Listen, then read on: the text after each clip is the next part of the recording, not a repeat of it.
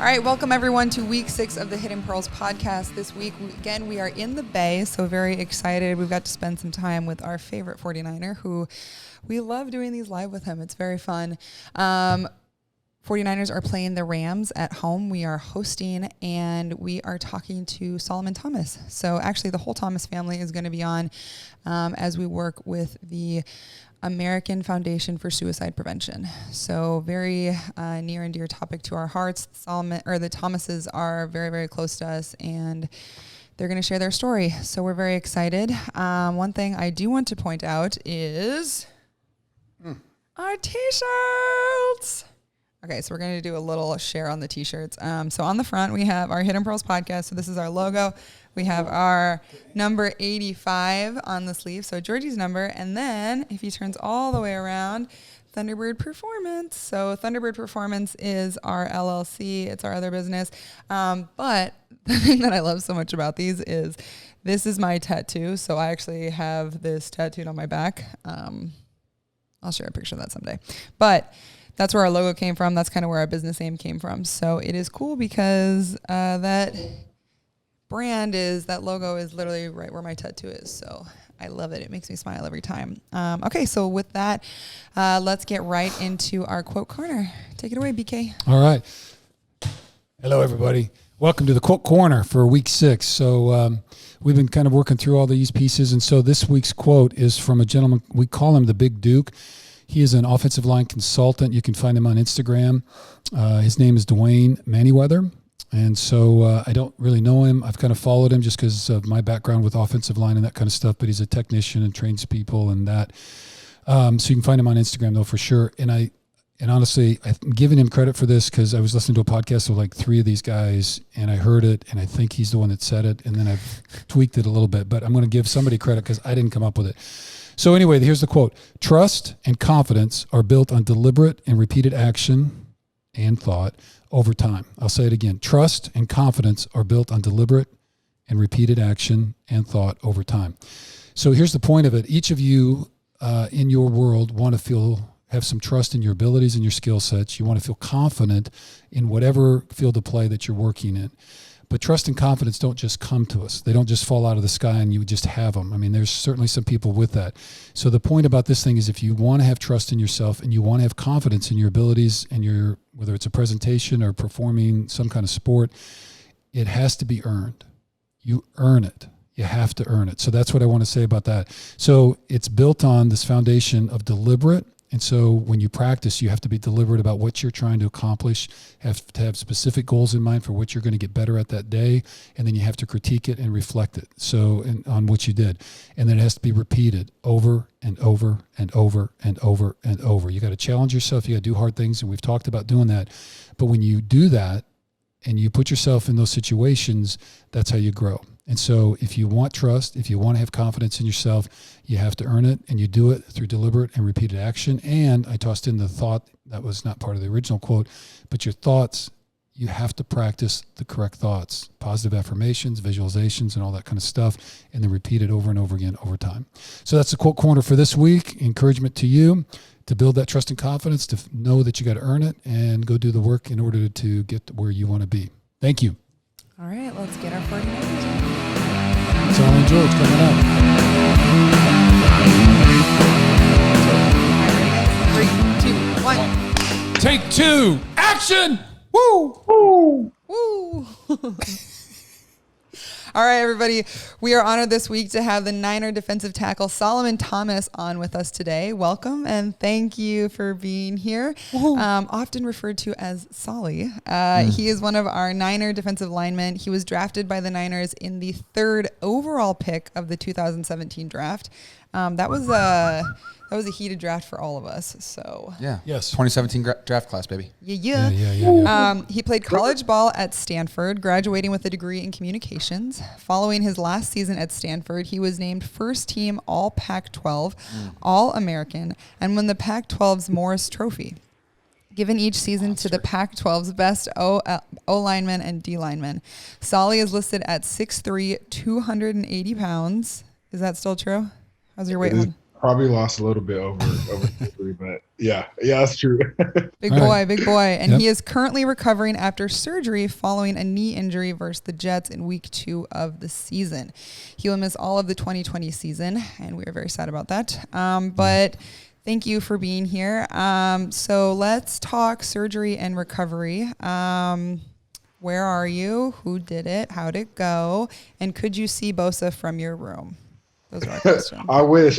I miss Nick. We've been FaceTiming and texting. He's been helping me through this process. It's nice to. It's sad to say, but it's nice to have a buddy to go through this process with. But so I had surgery a week ago. Dr. Elatrosh in LA did it. It was a very successful surgery. Did my ACL and repaired by lateral meniscus. So, very thankful and blessed for that. But yeah, so I'm down here in Orange County, Newport area. I'm going to be rehabbing down here for a little bit.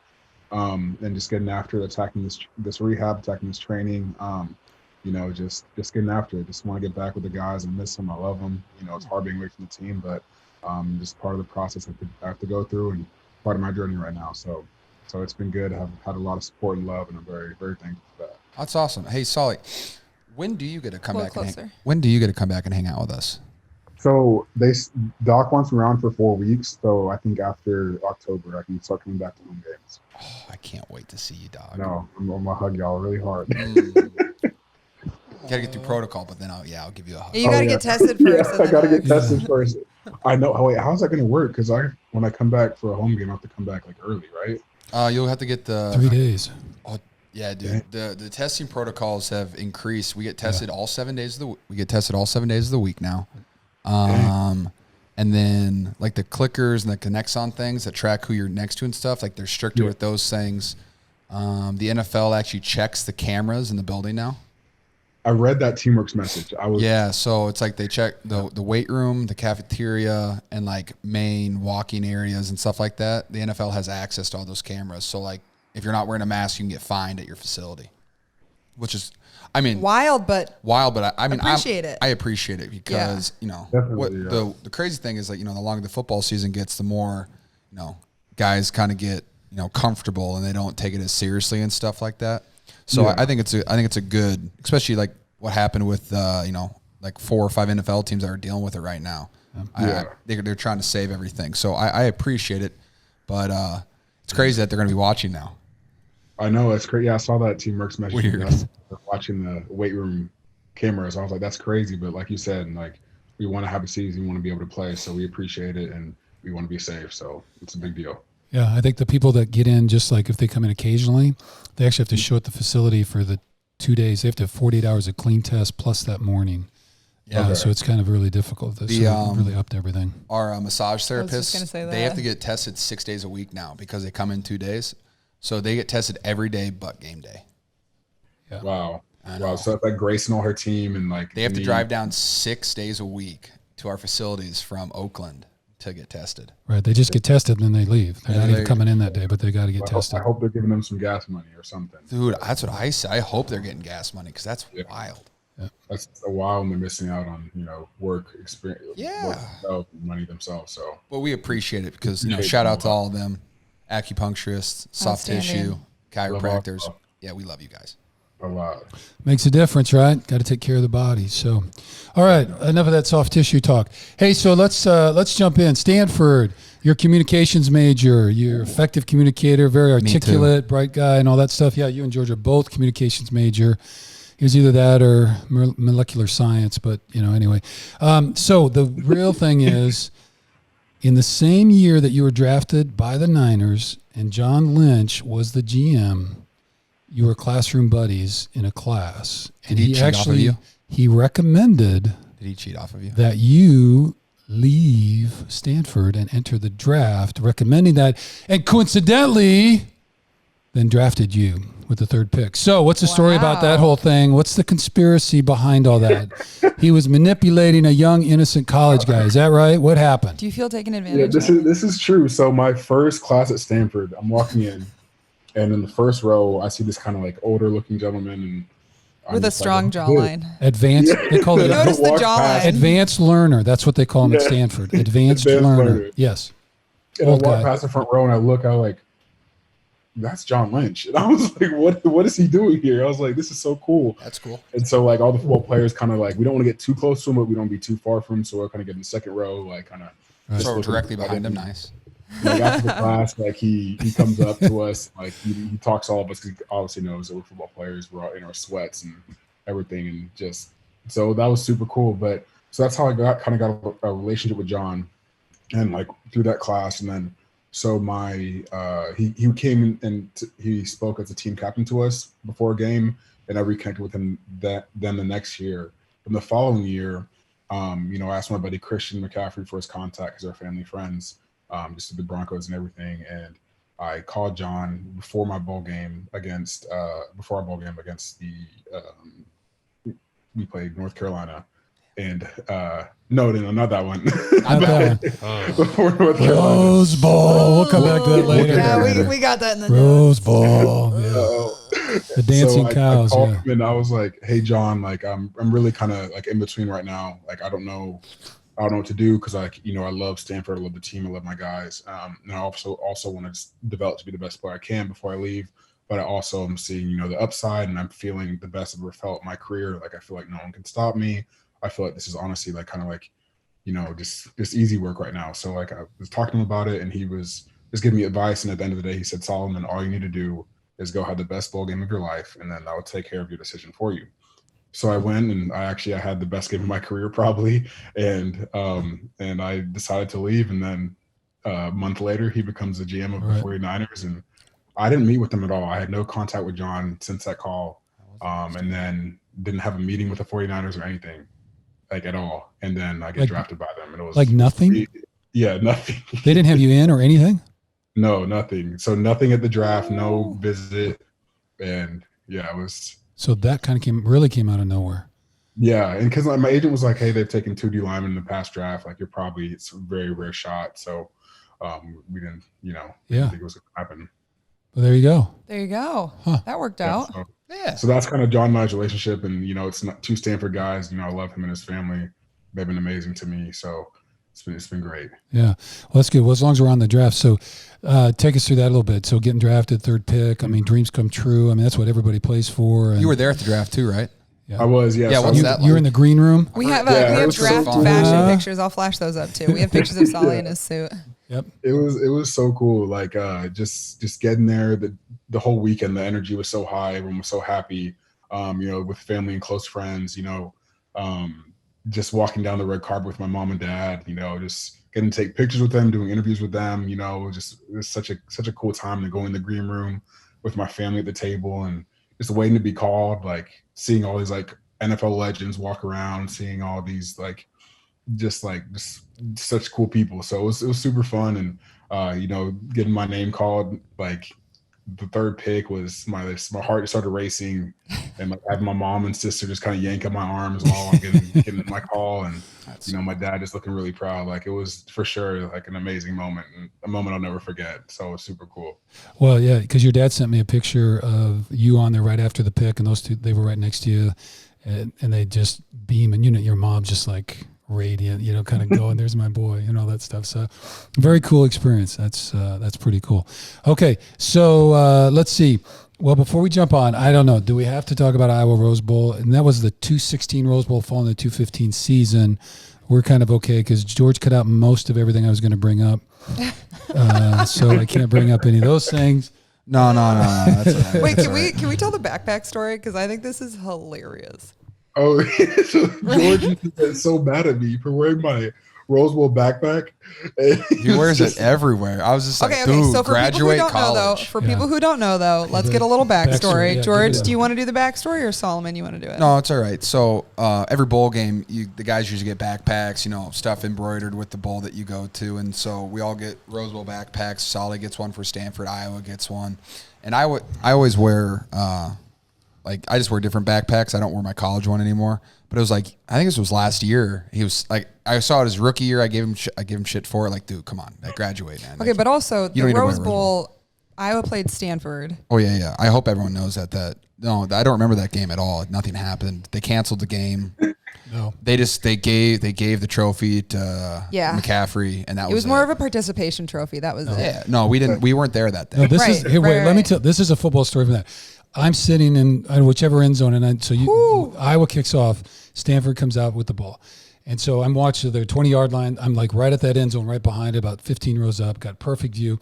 And so I was in their classic 4-3, and Iowa never changes for anybody. So they have two backs. They put McCaffrey in motion. He goes to the right side of the field. They're on the left hash. He's just split. Iowa, in their, just their way, all they do is they walk the Sam out. He's got nobody over the top. No, it was our starting strong safety, Jordan Lomax, who had a sprained MCL. Anyway, but he's got there's not they're not stacked. They got nobody over there because now there's two receivers. They got the corner walked, and there's a single high safety way over the top. And of course, exactly what happens, McCaffrey, choice route, boop boop, and then throw the ball, and he races, 78 yards. It was a 2-yard toss, yeah, and then he runs 78 for a touchdown. And I was like, that's the Iowa way, and then kind of went that way the whole day. Yeah. So anyway, it was exhilarating, super fun. So after that, and then they gave him backpacks, and you guys finished. I think they gave up. Was it 7 sacks? 7 or 8? Because they were trying. I wasn't there. They were trying to. Because I talked to I'm an O-line guy, and they were working on because you guys are kind of a 3-4 team, but then flip in and out, and they were trying to adjust calls, and they just never got it figured out, and it was just in hockey, we call it a sieve. You know what I mean? Just like it was porous. But anyway. It's beating a dead horse, man. Oh, God. It's one of the most painful. Anyway. Okay, enough of that. So let's jump. Wait. The backpack story. Sorry. Yeah, stop hijacking my conversation. Okay. All right, go, George. No, so Solomon wears his Rose Bowl embroidered backpack. It was his rookie year, and I gave him crap for it. He wore it the next year. For 2 years after the game. I was like, dude, he wore it every day to the facility. That was his backpack. Which is 3 years after the actual. Yeah. And I was like, dude, graduate. That's what I kept saying, though. I kept giving him shit for it because me and CJ are in there. We're just like, come on, man. Because at the time, too, Greg Mabin, who's also an Iowa guy in our class, we're all sitting there. Was like, dude, Solly, man, get rid of it. You can afford a nicer one at this point. I was trying to save money. That's my excuse. Relax. Right. Okay.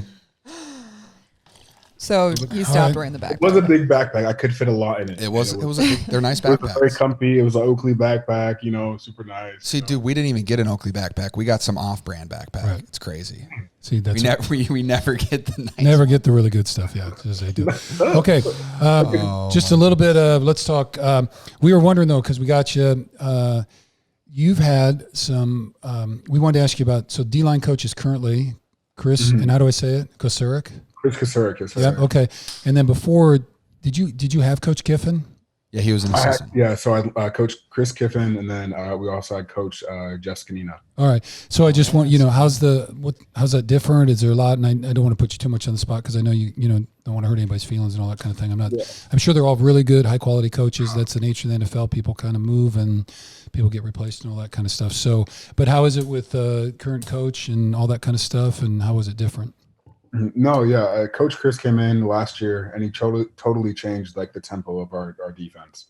He came in, if you know Coach Chris, he's very high energy, animated, high spirit, very animated. He's awesome. Very into his work because that's how he is, and he's like that 100% of the time. He's never not Coach Chris. He's always run to the ball, go crazy, give it all your effort, and he cares about it that much, and that's how much it means to him. So. Sometimes it's hard with coaches like that in the NFL because, it's how our players going to take it. But he's his way all the time, and he cares so much that we're going to play our ass off for him because he shows how much he cares for us. He shows how much he loves us and how good he wants us to be. Yeah. So, dude, solid. Yeah. Oh, yeah, sorry. I was piggyback that, dude. I can see that. His first day, he was just screaming the whole time in OTAs, and I was like, wow, this is intense. Oh, my goodness. But then, towards the end of OTAs, you can see how much he cares for you guys, how much he loves you guys. And then into the season, he loves football, and each and every single one of his players is his son. And you can play for a coach like that loves you that much, and then he is the same guy every day. He's never different. He doesn't have down days. He is always top-notch, full go. We get to play football today. And that's always his mindset. So he's incredible, and I'm so happy we have him on our staff. Yeah, definitely. George hit it on the head. That's Coach Chris. Every day he's him.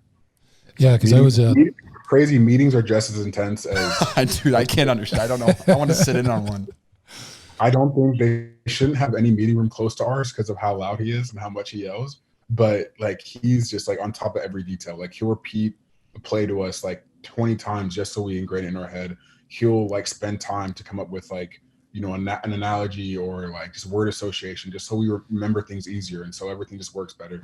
That's like really cool. he really like loves this stuff more than anything, and, and it shows, and it shows in his players too, and the improvement we've had in this, as defense, how dominant we were last year. So yeah, we love him and we appreciate him a lot. All right. Well, very cool. Okay. So, I'll ask the question. So okay. I talk a lot about a question I get asked by media people all the time is like, how was my off season, like with COVID, like how different it was, the changes I had to make. Cause you had an awesome off season. Like, fuck, I mean, sorry about my language, but you had like, you had the best camp of your career so far, right? Like that's how you saw, like you were crushing dudes left and right. And so that was fun to see. So like, how was your off season? And like, what were the biggest challenges you had to overcome, like because of the quarantine stuff? And, did you enjoy your off season? Yeah, so this offseason was definitely a great question. And this offseason was probably my hardest offseason of my career. I had my first 2 surgeries. So I tore my labrum against the Seahawks at the end of the season. Brutal. So I played through that for the Super Bowl, then I got it done in February. And then like exactly a month after that, I got a bone spur taken out of my ankle. But I'll send you all a picture of the bone spur if you want to put on the show or not. It's really disgusting. Dude. But well, I think I feel like we have to. Yeah. I've had both ankles done in college for bone spurs. It's gnarly. It's gnarly, and you know I don't think they understand how bad it is sometimes because my bone spur was so big that they had to cut through my deltoid ligament and make it an actual surgery instead of a microscopic. Okay. Brutal. And just for the fans, we're gonna cut this in 5 seconds so that like this is gonna flash on the screen. So if you don't want to watch, just close your eyes. Okay. 4, 3, 2, 1. Bone spur. And we're done. Off. Okay, good. Okay. Rewind it, watch it again. Dr. Anderson, who did my ankle surgery, said it was the biggest bone spur he's ever had in his career. And if you know Dr. Anderson, he's one of the he's world renowned for ankles and stuff. And so he's seen a lot of ankles and bone spurs in his career. So the off season started off really tough, you know, and then COVID hit. And, you know, I'm stuck in Dallas, but, you know, I'm stuck at home with my parents and my girlfriend. And I'm also stuck with a great PT facility and an even better treatment facility with one of my treatment guys that I use in Dallas named Scott Herrera, who works magic with me. And so he was able to, you know, we actually completed my shoulder. You know, it's normally a 6-month recovery. I was full go in 3 months. Wow. And my ankle, I was, you know, they said 6 to 8 weeks, but, you know, it was definitely worse than just like a scope and a bone spur because they had to cut through my ankle. I have a big scar on my ankle. So like that was like a 2-month recovery. And I came back to see the team in July, you know, just to check in and stuff. We're actually late June to check in and stuff. And they were blown away by my recovery. And they were like, you know, like everything's perfect. Like they were like shocked because they kept trying to get me to come back. Cause you know, they're like with COVID, you probably can't get access to gyms and stuff. I was like, I'm good. I got it. Just trust me. And I come back and they were like, yeah. So they're happy about that. So yeah. So those are probably the biggest challenges of, you know, my COVID off season, but also like just mentally, it was tough at times, you know, just like the world was kind of going crazy, you know, there was COVID, there was like all the social injustice riots and everything. And so it was just like a lot at sometimes it kind of like would feel like overwhelming or exhausting. And so, you know, I try to be active, you know, I try to like set an example and try to learn myself and become a leader and, you know, the social injustice and, you know, just being like with the COVID stuff too, I want to do things right. I want to protect people, you know, I want to make sure, you know, I'm doing things right. So it did get overwhelming at times, but, you know, like I said, I was around the people I love and I care about, and I was really able to dive into those relationships, cherish them, you know, make them stronger. So yeah, it was an interesting off season, but it was good. It was honestly probably the most challenging I've ever had, but also probably the best one I've had and made the most improvements. And then I came into camp, like you said, George, and I finally felt like myself in 3 years, had the best camp of my life. And, you know, but, you know, things happen and, you know, tore my ACL and, you know, but I'm more confident than ever, even with a torn ACL. You know, I felt it again, and that's all I needed, and now I can roll with that the rest of my career.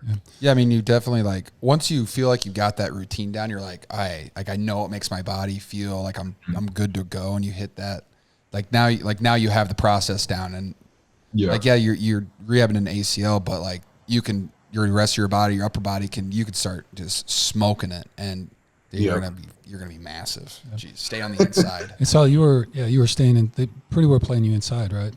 Yes, sir. Yeah. So also through those 2 surgeries, I forgot to say, I had to gain about 15 to 20 pounds. So that's fun. It was like rehabbing while not being able to train, while trying to gain weight in a healthy way. Yeah. So, mom and girlfriend's cooking helped out a lot. That was actually a plus of COVID, being stuck in the house, not being able to eat out. My mom and girlfriend were cooking their tails off for me. Dad was too. So I was very lucky. I had a really nice situation. I built a home gym. My mom could send y'all a picture. I actually built a nice home gym in my parents' garage, and I got them a sauna, and so I got them on their own little health routines too. So that, awesome. The whole family's kind of in a good little routine right now. So it's been good. Yeah, we talked to them. They're looking pretty fit. Oh yeah. Martha's kind of ready to go about 12, and your dad's always cross country runner kind of guy. So it's all. Yeah, my dad's walking like crazy amount of miles a day. He's just going nonstop. But it's good to see them doing it. Well, we're about to do the fashion preview. I get, so I'm just going to jump off script just a little bit. So, you mentioned stuff around with George Floyd and all the social unrest and those pieces. Okay. And I kind of want to, when, your mom and dad, Ron, we talked to them a little bit, and obviously that's a little bit of the focus with our charity focus and where we're going here a little bit later. But your mom did talk about situations where you and your sister both faced, I don't know, want to call racism necessarily, but like situations where certainly you were singled out because of your color, and there were situations about that. And I guess I just, I don't want to, you don't have to go too far into it. I'm just, about, we've tried on this show to tackle a little bit about systemic racism and some of those kind of pieces. And I guess as long as you kind of brought that up, and I just want to give you a minute to just share with us maybe either something you've gone through or your perspective on it, or, how we're approaching it. Yeah, so I've been blessed to be born into a biracial family, and be a biracial kid. So I get to see, kind of both sides of it sometimes. And, I've been connected with my white family and also my black family, my black side of the family. Growing up, we kind of were always in more heavier kind of white areas. And it kind of, especially when I was kind of cognizant of everything, kind of could like understand like my race. Because growing up, my dad always was like telling my sister and I, hey, like Ella and Solly, like you have to be careful. You have to understand certain things because you're black. And we would be like, Dad, what are you talking about? Like, we're fine. We're all good. And then we moved to Texas, and then, we kind of understood what he was talking about. And so like growing up in like 4th grade, like, first day of class, this kid calls me a nigger, and he tells me that that his brother's going to come kill me because I'm an N-word or whatever. I remember going home and telling my parents, and I didn't really understand it. I was in 4th grade, but my parents, remember my mom crying and my dad getting so frustrated, and that made me frustrated. And then understanding what it meant, that made me more frustrated. And so that was just like my first experience. But throughout my life, like growing up in a white town, I've experienced plenty of systemic racism and personal racism, or just like prejudiced thought out towards me, or like being singled out in a store, not letting me leave the store unless I emptied my pockets, or like, getting caught with getting put over with my white girlfriend, and then them making sure she's not stolen, making sure that I'm not, I'm actually your boyfriend, that she knows me, there's that kind of stuff like I've gotten consistently over in my life.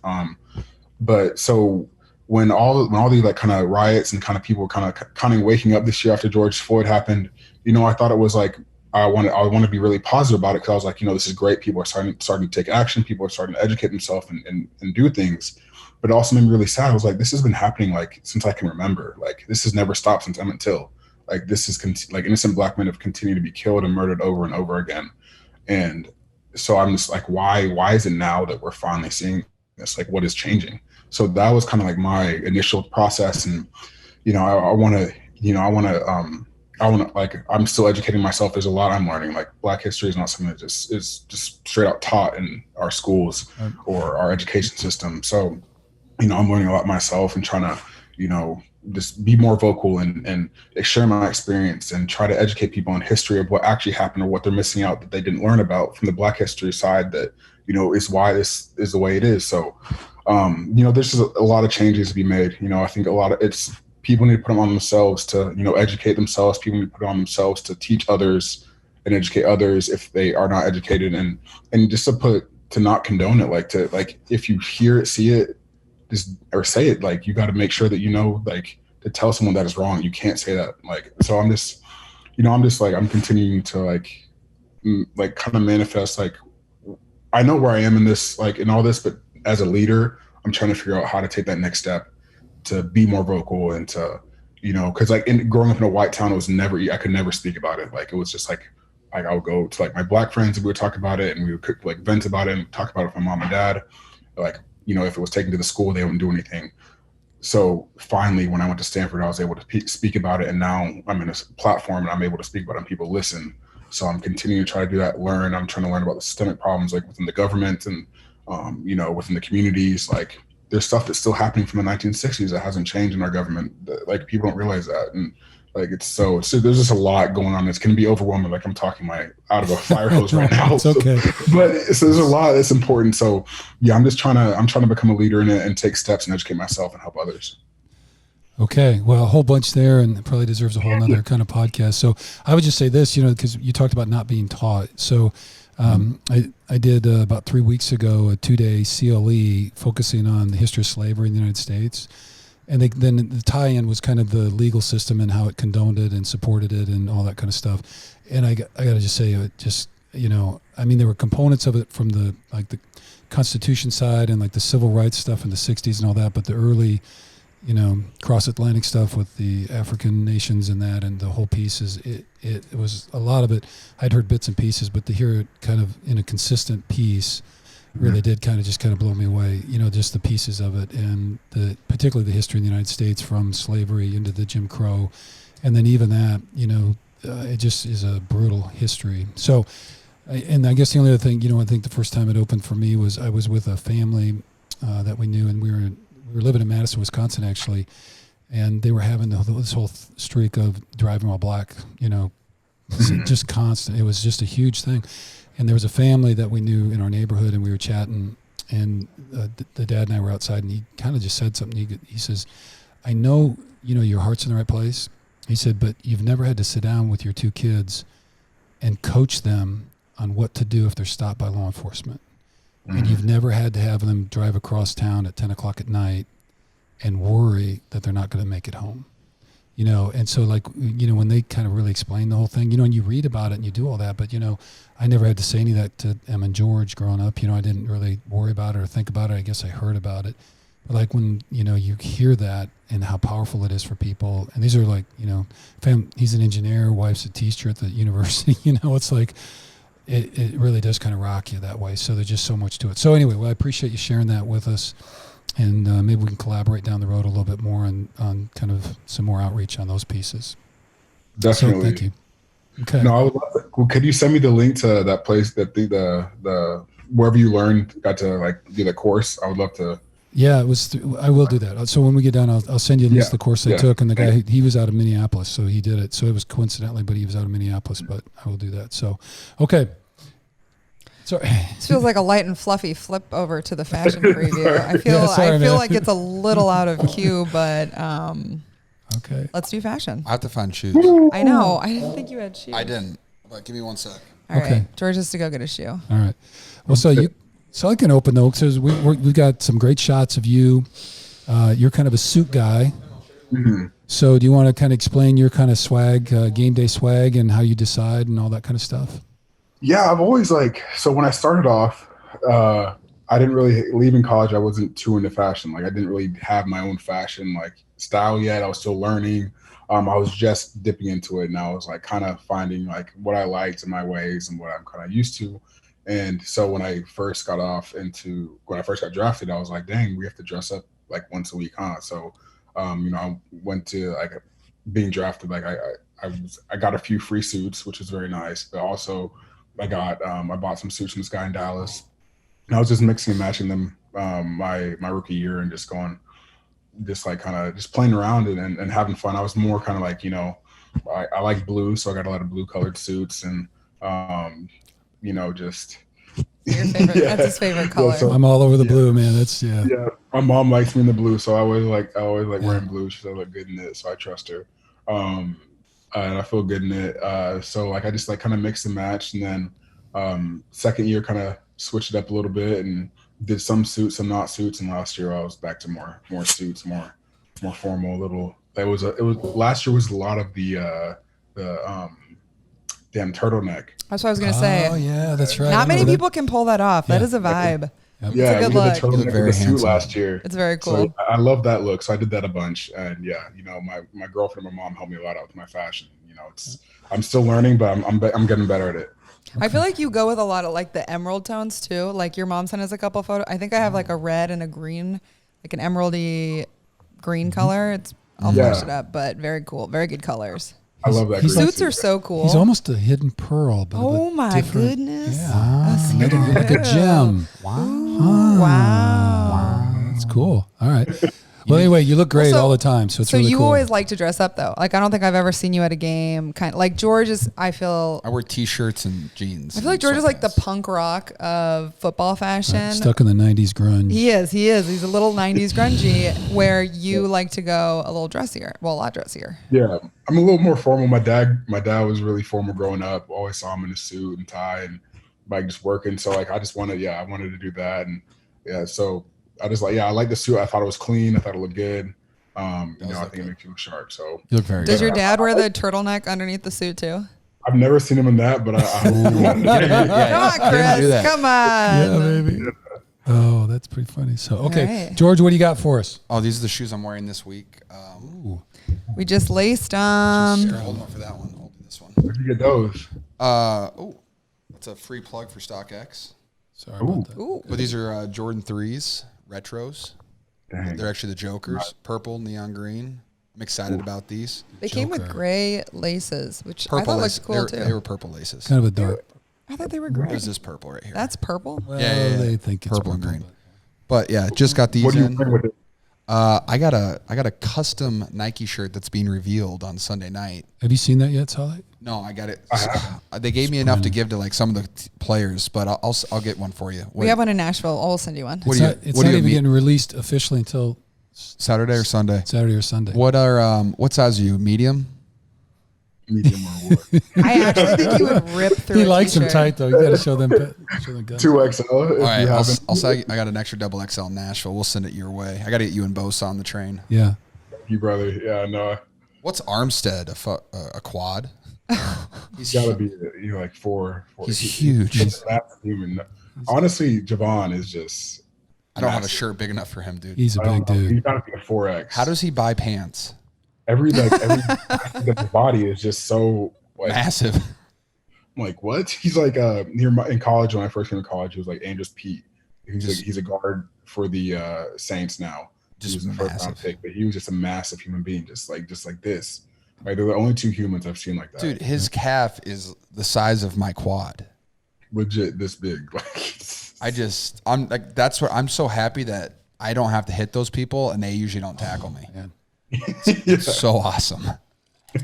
Oh my goodness. Yeah, some big boys over there. So that's been a very talented D line. All right, that's our fashion preview. Thank you guys for watching. Okay. All right. Beautiful, George. Good job. Okay. Good job, everybody. Thank you. All right.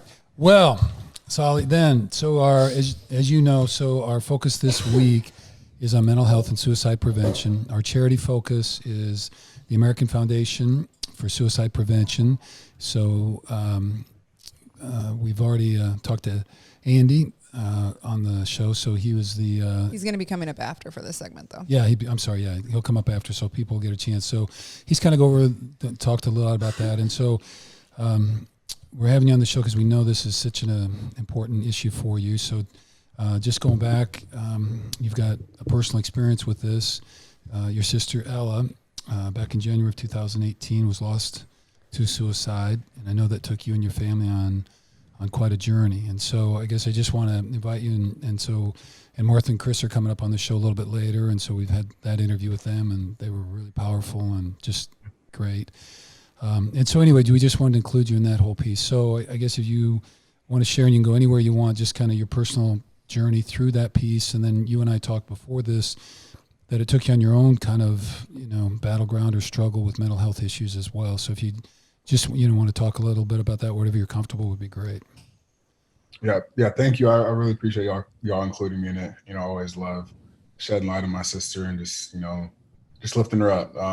So I lost my big sister Ella in January 2018. She was, my best friend, my protector, taught me how to do everything. Just, the person I looked up to, she was like awesome to me, just like the cool kid who I just wanted to be growing up. And, so when she passed away, it was like this huge part of my life was just kind of gone. And it just kind of left me empty and like, kind of like just soulless for a little bit. I just kind of was like, just out of it. But just throughout my like journey in mental health and like losing Ella, I've just kind of like figured out how I've learned how big of a problem mental health is in America and in the world. And I've just learned how many people are affected by it. Like, when I came out with the article with Molly and I on ESPN, and, just the responses that we got, like I'm getting like thousands of people coming at me talking about, hey, I've lost my brother, my sister, my mom, dad, whatever, like cousin, I've lost my best friend. Just so many people reaching out like with the similar stories or saying like I've struggled personally and stuff. And then like same thing when we did the AFSP Out of Darkness overnight walk in Dallas. We were surrounded by like 1,000 people, all with similar stories. And until you're affected by mental health is what I learned is that until you're affected by it, you don't understand how big of a problem it is. And it is such a big problem. And it's so important for us to talk about and us to, to address and end the stigma against mental health. So that's kind of, my introduction to, why I started to be a mental health advocate, why I started, to care about it, why my family and I are creating our own organization. That's kind of like my introduction to it all. Sully, I got a question for you. So when like in your recovery, after she passed, what was one thing that helped you like get back to your normal self? Like something that you focused on or something that you found that would like help someone else maybe going through a similar process? Because I assume that you tried different things that might have worked, didn't work. But like, what was one thing, if you remember it, that really helped you kind of come back? I'm going to be honest. It took me to feel like my real self again. It took me a while. I feel like it took almost 9 months, until I started getting help. And that took me a while. I was just, like I said, like I was kind of like empty. I didn't really care about anything like towards the day. I was still like going to practice, working my ass off and like enjoying everything, but I still wasn't like my same person. Like like during practice, teammates would come up to me like, "Saul, you okay?" Like that kind of stuff. And that just wasn't normal for me. And, when I got to, that dark place and I just knew like that I really didn't care to wake up or go to sleep anymore, I was like, all right, I need help. And so actually John Lynch comes back into the story. He came up to me and he was like, hey, he said, "Hey, Saul, like if you need help, like we got you, like we have your back." And the next day I thought about it over the night. And the next day I went to John. I was like, "Hey, John, like I really need help." So I went to him and started getting therapy in October, and that kind of changed my life. But what kept me going on before that, like throughout all those days was, I just wanted to honor Ella with everything I did. Losing anyone in any way is super hard. And, it's hard to like take that next step. And hard to keep moving on and realizing, life just goes on. Like sometimes when you don't experience like death close to you, you don't realize that, once like you lose someone close to you, life just keeps going on. And it's hard to really process that sometimes. So what helped me get through that and helps me get through that still is that you take all the amazing qualities from that person that you lost. Like for me, it's Ella. So I take all the amazing qualities from Ella and I apply them to my life and I live for her every day. And I take those qualities and I try to emulate them in how I live. And I take the things I learned from her and, I just attack life in that way, like for her. And, and one of the biggest ways you can do that is understanding how precious life is and understanding how to like really search through what's real in this life and what you really matter and what you really value. So and that's huge. And that's kind of what helped me get through those days until I got to therapy. And then when I started getting through therapy, learning how to, handle my emotions, learning how to, validate my emotions, learning how to, get through my anger, get through my sadness, get through my, confusion. Like once I learned how to like work through that, I continuously got better and better and better, and was finally, by the end of the season, I finished the game with like a good 6 games and was finally myself, like, and finally like feeling happy and good and actually feeling and taking in life again. So that's kind of like was my process getting back to me. Thank you. Well, and I just, so just kind of building on that, I think just so later on, you already mentioned AFSP, the Out of Darkness Overnight Walk. And so you can kind of talk about that. But back in May of 2019 at the annual Lifesavers Gala, or Gala, what do they call it? Anyway. Gala. Okay.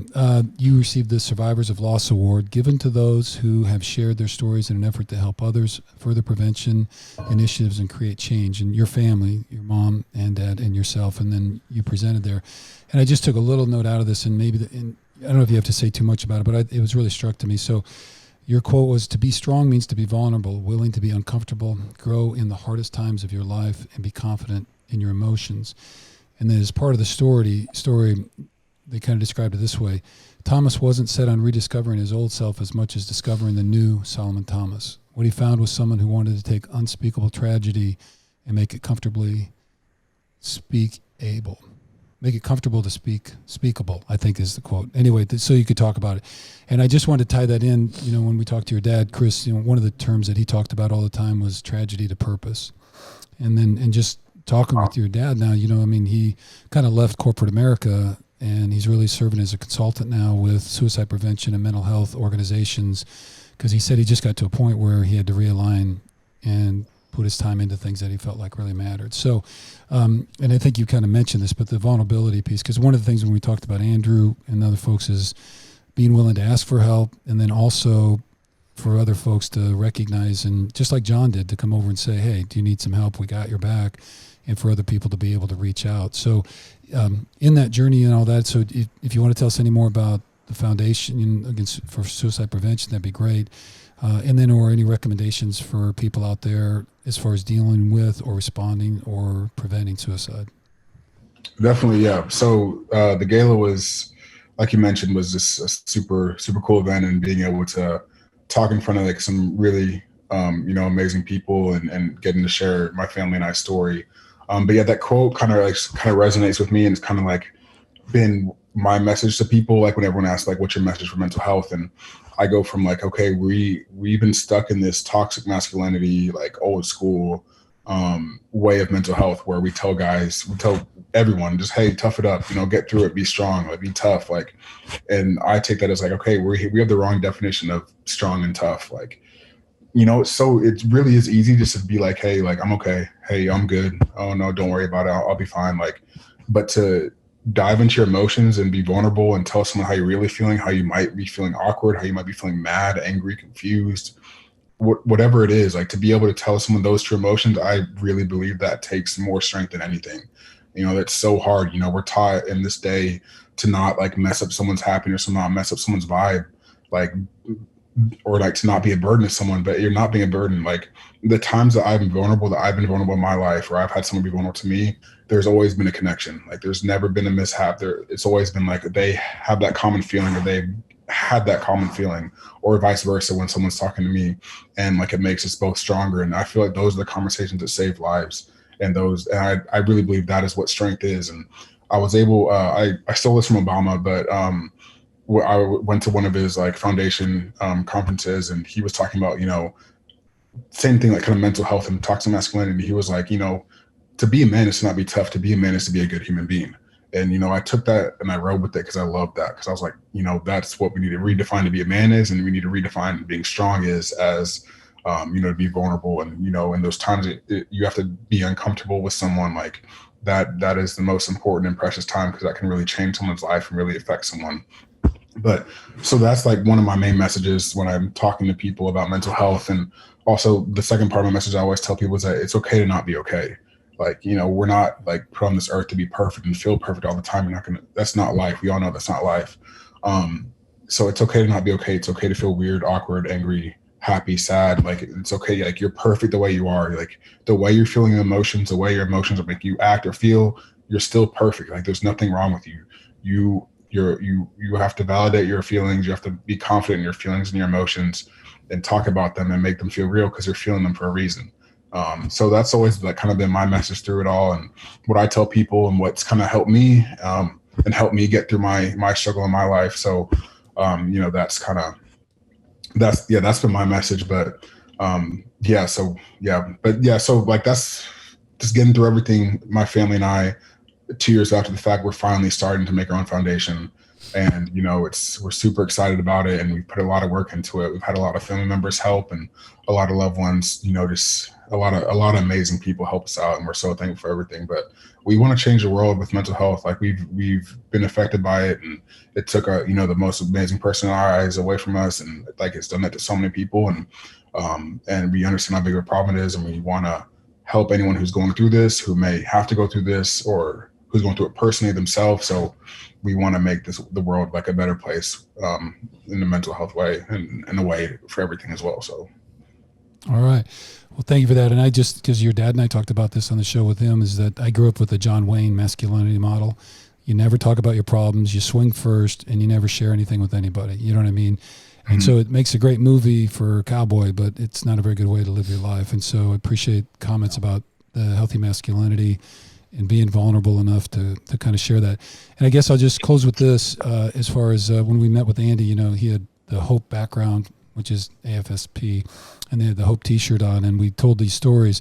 And their real message was that the power for healing is about telling the story, giving voice to both the people who have left and the stories of the people who have survived. But that hope in and of itself is a stance. It's a defiant measure to maintain your hope in the face of all that, and telling stories is defiant. And so really encouraging people as a community to come together, to reach out, to rely on each other. You're not alone. There is a pathway out of this. There is hope down the road. And if we can all embrace that hope and all shine our own little lights, maybe we can lighten that pathway just a little bit. So anything else you want to say to folks or encourage them, or anything else about the organization before we kind of wrap up? I would say the only thing that's on my mind is you guys talked about, how can you tell people, like, how can you help people get through this? What can you tell people to help get through this or make the world a better place in this way? And I would say that I think the most important thing is to continue the conversation and to continue to encourage people to talk, to make it normal to talk about your feelings, your mental health, or how you're doing, and to make it normal to reach out for help, to make it normal to have a weekly check-in with your close ones, or once a week, choose someone random in your phone book and be like, I'm gonna check on him and ask him, hey, how's your mental? Like, I have a friend who does that with me like every 2 weeks, and it makes me happy if I'm good or sad. And just the fact that he's checking on my mental, like, this helps me out. But like just doing stuff like that, I think is so important. And that will change the culture, and that will change the stigma if we continue to talk about it and make it a normal, everyday thing. That's like, I think that's a big way how we can like change the stigma and keep moving forward in this way. That's probably the last thing I would have to say. And that we appreciate AFSP. We love them. They were the first organization to help us out after, Ella passed away, and the overnight the darkness walks are so powerful. And I encourage people to go to them and try them out, just to walk with a community of people going through the same problem and having the common issue, and fighting against the same problem is really powerful. Hearing, like you said, hearing people's stories, hearing their loved ones' stories, is extremely powerful and moving. And I feel like that's what we need to do more. So, okay. Thank you, Solomon, for sharing, man. Yeah. Really appreciate you being on. Okay. So sorry, Jan just yelled. One of our fans are over here and she's wanting to jump in on us. But anyway. I have a question. Yeah. Well, Solomon says hi. You can get on. Yeah, jump in. Hi, Solomon. Hello. Picture for your mom. Oh, okay. Okay, wait. There. Okay. No event in life has ever been truly lived unless it's been recorded by photography. That is a rule in our family. So now this actually happened. Yes. Okay. Emma, question. Something that this whole episode, I think the message that I keep getting is that wisdom is power, like knowing the signs, knowing what to do, knowing your resources, knowing how to talk to people, like making yourself aware of, like you said, like how serious of an issue mental health is, but then also knowing like what to look for and ways to help people. And so I'm curious about, like, George kind of touched on this, like what got you back to feeling yourself again, but like, do you have a daily practice that you do to now that you like just try to follow up with or stick to or like bring in so that like, and it doesn't, I mean, whatever it is, like just something that helps you to feel grounded or like yourself or pick you up or whatever? Definitely. I think it's hard for people sometimes to find a routine and find like, what they're doing, because I feel like it's not really taught. Like it's hard to like know where to go sometimes, and everyone always like preaches, therapy or meditation and stuff, and sometimes those things are hard to do. Like for me, therapy helped me out a lot, and therapy is part of my routine. I'm kind of out of my routine right now because like life kind of took a turn for me, but like getting therapy for me, I'm trying to meditate more. I'm trying to add that more into my routine. I use Headspace a lot. But for me, like I try to set an intent for small things, like to eat healthy, that's part of my mental health, to get enough sleep, that's part of my mental health, to drink water, like all those are part of your mental health, because your mental and your physical are so much more connected than you think. Like your body's not going to work if your brain's not working well, or not functioning correctly. So all those things are so important. But I just think, so that's like, those are small things that are part of my routine. But I like to just like reflect on the day a little bit. I'm an overthinker, so my mind kind of goes crazy. So I like to like sit down for 15 minutes, not touch my phone or anything, and just like kind of reflect on the day. And then I like to journal. Writing things out helps get my thoughts I overthink and just circle in my head. That really helps get them out of my head. And that's like, honestly, it's been like kind of magic sometimes, because I can't sleep, and I'll write or I'll type in my notes, and then suddenly like their thoughts are gone. And like I get them, I put them on paper, I let them into reality, and then I'm done with them. So that's what's helped me. But that's kind of been my routine. Yeah, that's great. It's very similar. There's a guy in sports performance, but George Mumford, he did the Mindful Athlete, worked at the Lakers and all that. But he has what he calls the 4 A's. And the first one is awareness. So you got to know if what you're feeling or thinking, so you can kind of check into it. And then the next one is acceptance, which doesn't mean it's okay, but it's recognizing this is my current reality and how I feel. The next one is what he calls compassion action. So then you can act on it once you've kind of sorted through it. And the last one is kind of assessment. How did it work for me? And some piece of reflection, looking back on it, so you can make corrections and changes in the future. So anyway, some more mindfulness, which is what we're all about, trying to advocate and encourage people. So Solly, thank you. Good luck with your recovery. We can't wait to see you when you do get back. Wish you the very best. Your family's been just terrific in this, so we're so grateful that, one, we know you. Your parents have been great friends of ours throughout this whole process, and really wish you the very best and healing and all that kind of stuff. And so thank you for being on the show. Emma, Georgie, anything else? Just thank you for coming on, man. We miss you, and I hope it's all going well. So we're looking forward to seeing you whenever you can come back. Yeah, because we miss all the boys. That we do. Thank you guys for having me on. It's an honor. I love all y'all. I love your family. Amazing friends, amazing people. And like George, I miss y'all, man. It hurts me not be with y'all. So I can't wait to see y'all and just hug on y'all from 6 feet away. So okay. Love you guys. Appreciate it. Okay. You take care, get your sleep and your water and all that kind of stuff. And we look forward to hearing more from you, okay? Yes, sir. All right, man. All right. Thank you so much. Bye-bye. All right. Thank y'all.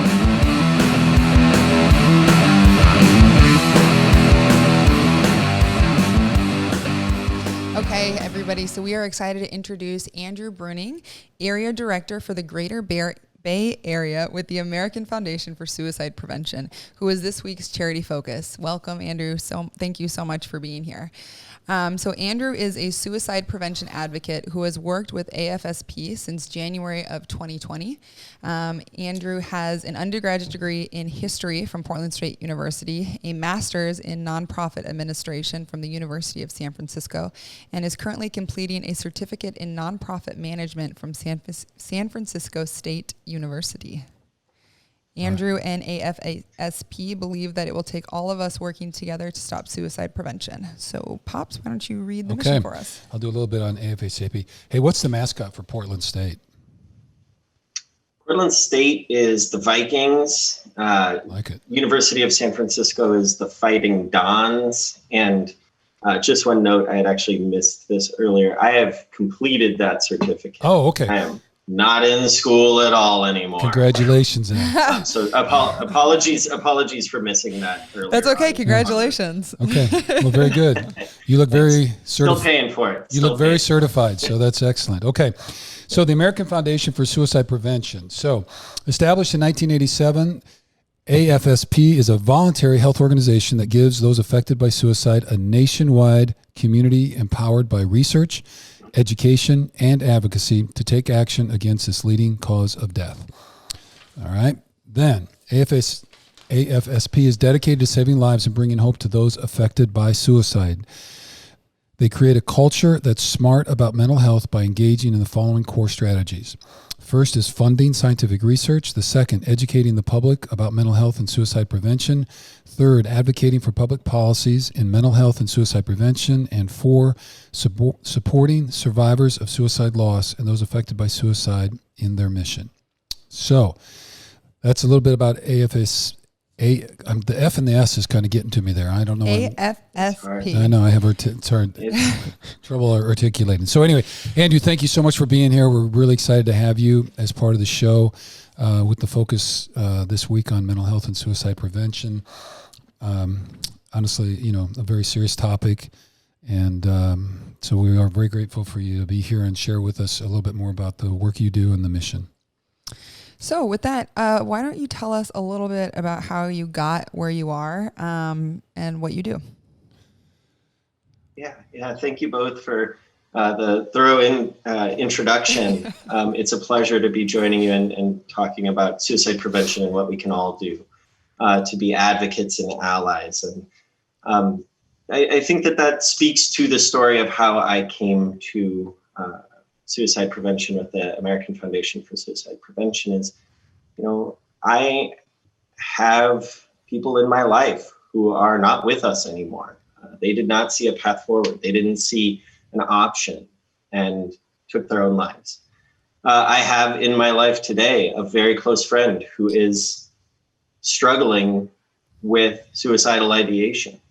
And when I sort of became aware of American Foundation for Suicide Prevention, it just struck a bell with me. It said, this is where I need to be. In California, you're only ever about 1.6 degrees of separation from suicide. So if you don't immediately know somebody, you're only about 2 degrees of separation from someone who does. And that was a very galling and galvanizing fact for me. And I said, well, I can do something about this. I can change my passion into change, to turn our grief that we have together, to turn our laughter from sharing stories about people that we've lost into action, into advocacy, to walking together on these paths forward. So, while my tenure with AFSP specifically is about 1 year of COVID, so is it 1 year or 10 years? It's hard to know at this point. Right. I have been in the nonprofit sphere for about a decade at this point. And what I see myself as, what I see you two as, and what I see everybody that I have the opportunity to meet as is not only storytellers, but also by putting their passion forward, we see the rippled impact and the our impact is maximized. Yeah. Okay. And obviously the sign behind you says hope. So the stories of hope and yes. Yeah. It's sometimes it's hard to be hopeful, right? And that's true. I have trouble being hopeful every day. I've got the background, I've got the shirt, I've got the job, and I'm not going to lie to you both, you two, and say that I'm hopeful every single day of the week or every single minute of the day. There are hard days, there are hard times, there are hard moments. And that's why we have to do this. That's why we have to share these stories, to erode the stigma of mental health, to erode the stigma of suicide, and proactively have these conversations. Right. So, and you mentioned being in the nonprofit arena for about 10 years. So just I mean, and I know you talked about the connection to the suicide prevention, and that's what brought you to AFSP. So, but I mean, how does a person, so I mean, obviously with your degrees and that, you've always had a focus on moving into nonprofits and we're committed to that. I mean, what was it that triggered that initial decision that, pushed you down? Because I know that, it's a super cushy job. You make tons of money, you got great benefits, and you barely have to work, right? So I can see those benefits, but other than that, right, which we know is not at all true, why does somebody commit their lives to working within a nonprofit world? I mean, what was it that drew you to that, and what was the connection? I've come a long way in the types of nonprofits that I've worked with, but the underlying current is community empowerment, community engagement, making sure that those voices are heard. Because I think that's one of the critical issues that we'll talk more about, I think, is it's people feeling unheard. It's people feeling alone. And so we have the opportunity to step forward and say, you're not unheard. I hear you. You're not alone. I'm with you. And take steps forward with somebody to show them that even though the path is sometimes very hard to see, even though sometimes it's very hard to want to take a step forward, we can take a step forward together.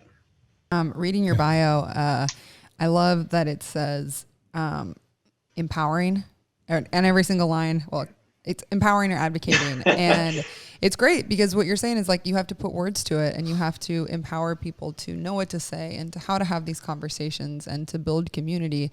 Because as much as we want to pretend that it's just this thing, I think a lot of us have realized how insanely introvert we all are with this pandemic, and your whole concept of community has drastically changed. And so I can't imagine I can't imagine, but just how important that your work is now, and everything you do. So you actually believe in community, right? Oh yeah, 100%. Okay, so you believe down to my DNA community. Right. So mutuality, connection, you believe in this notion that somehow together, in the midst of our differences and diversity, that if we can come together, that we are stronger together than we are separate, and that if we would unite, that we can overcome any obstacle that might lie before us, including and through those connections, and specifically to suicide prevention, about building relationships and changing the culture and stigma around mental health and or asking for help. And so we could move toward reducing and or ending suicide. So people do, and I heard you say a couple times that there's a pathway out of the darkness. The more that you engage with this community, the more you hear those empowered stories, the more you hear stories like the Thomases, you hear that because of the resiliency of our community, a person can have an off day. We can't always carry the flag forward. Some days we have to stop and say, I'm out of breath, I'm a little tired. And somebody's standing right there next to us saying, you know what, I'm carrying it today. When I was researching this, and so a piece I've got for Solly Thomas to talk about, Solomon, during his presentation at the gala event, he talked about what he learned. And so he talked about that as he went through his own kind of mental health struggles in responding to his sister's suicide. And through that, went through depression and fought those things and all that. And so just that conversation. And one of the things he really talked about was, embracing his own vulnerability. So he's an NFL player, Mr. Tough Guy, 6'3", 285, super built and strong and handsome and all that kind of stuff. But yet here he is. And so the stigma of a family member lost to suicide, and then dealing with that, and then his own struggles with mental health as he survived all that pieces. And he talked about embracing that vulnerability. And then as he was looking, he finally figured out there is no going back to who Solly Thomas was before this event. And what he then decided, then what he had to do was he had to embrace what happened, learn to integrate it into his life. And then it was like the, reconstruction of who Solomon Thomas was, after his sister's death, and then who that would be and how he could do that in a way that was hopeful and life-giving and powerful, and again, turn tragedy into purpose. And so, but I think his road about vulnerability, and so that's one of the things that Well, people, if they've watched the show, they've already heard that, but we'll be talking with him about here in just a few minutes. So, well, let me do this then, Andrew, just if you can. So we've talked a little bit. So one of the strong messages that I got is that, and you've got hope on your shirt and you got hope on your background. So we're just going to go with hope is an act of defiance.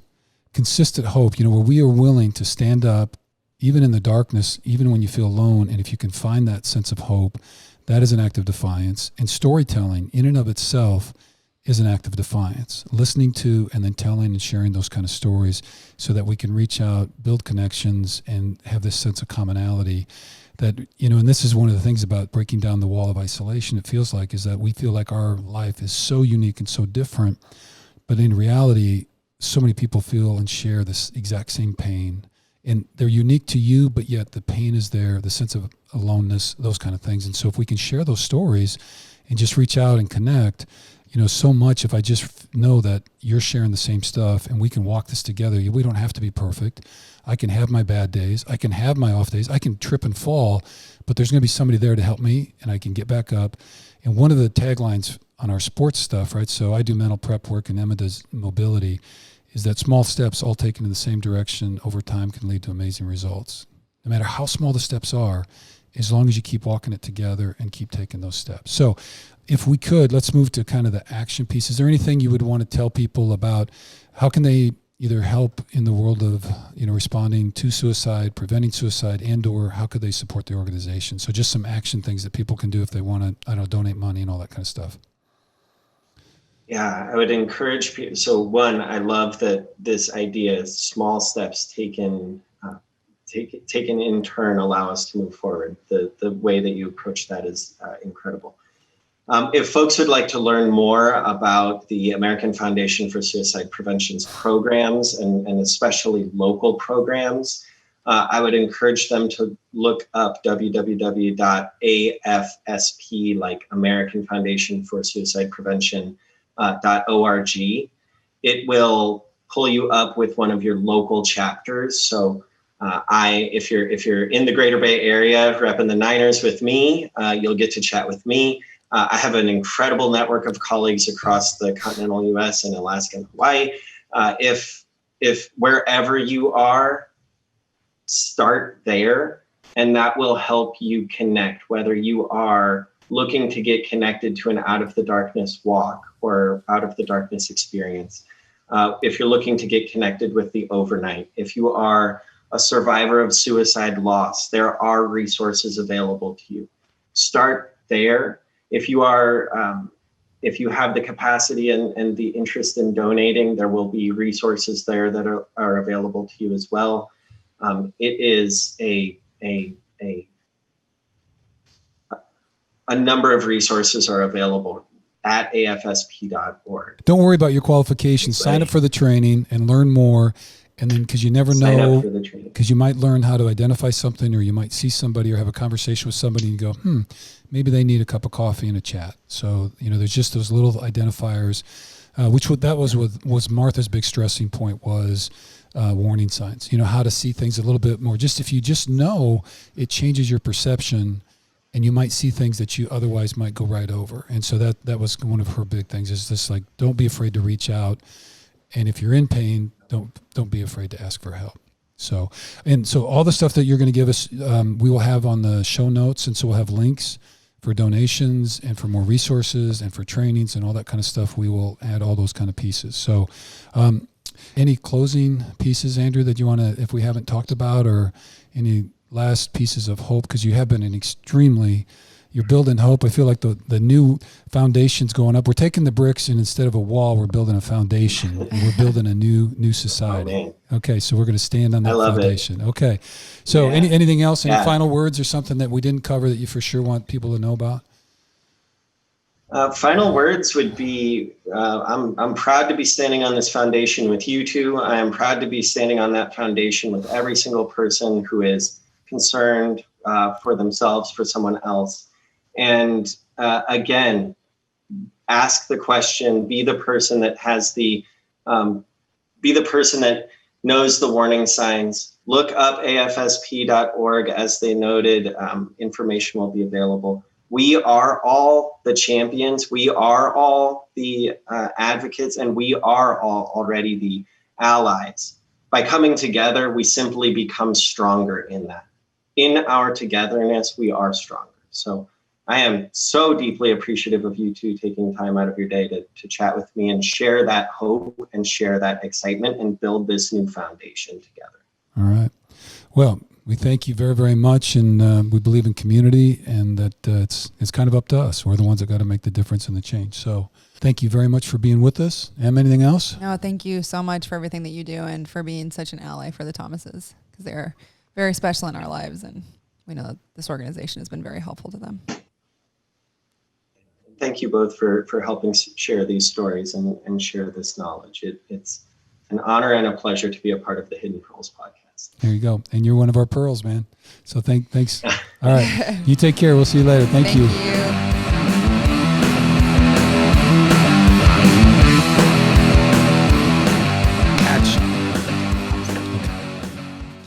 Okay, welcome Martha and Chris Thomas. Thank you so much for being here. Martha and Chris are good friends of ours, as is their son Solomon. And he was drafted in 2017 along with George, and they have been teammates with the Niners ever since. While we have some great, hilarious, fabulous travel Niner stories to share, they are with us today after graciously agreeing to tell their story as a part of our charity focus this week on mental health and suicide prevention. So I'm going to introduce Martha. My girl. Martha Thomas is an educator and advocate for mental health awareness and suicide prevention. She is the co-founder and managing partner for the nonprofit foundation, The Defensive Line, TDL, known for her creative lessons, excellent planning initiative, and communication skills. Martha is able to continually manage and motivate teams of people.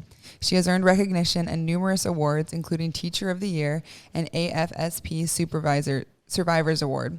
She holds a bachelor degree of arts in history from the College of Worcester and is hilarious and salt of the earth type of person. Woo, woo, woo. So, miss you Worcester, guys. okay. Chris Thomas, currently consulting with several mental health organizations, including the American Foundation for Suicide Prevention, AFSP, which is our charity focus this week, Touched by Suicide, TBS, and the Holmes Murphy's Mental Health brand. And I hope I have get this right. Joyagers? Is that close? George's. Okay. Prior to these activities, he spent 30 plus years holding domestic and international general management responsibilities in the consumer products industries. This included companies like Procter & Gamble, Frito-Lay, and Alberto Culver. One of Chris's core strengths is his ability to manage and motivate teams and people. He has earned recognition and numerous awards, including Salesperson of the Year, Supplier of the Year. He holds a Bachelor of Arts degree in history, English, and pre-law from the College of Worcester. A couple Worcester graduates. Is that where you guys met? There's got to be a great story there. Yes. Yeah, Martha was wearing a kilt. All right. Did you say Martha was wearing a kilt? Yeah, she was in the band. Oh, if you guys want to, I mean, we're going to be flashing up some fashion photos of George and Solomon. If you want to throw that over to me, I will gladly put that on the YouTube. Showing them legs. All right. Martha and Chris, married now for 35. Is that still right? Okay. So when's the anniversary? Right. 36 is coming up soon.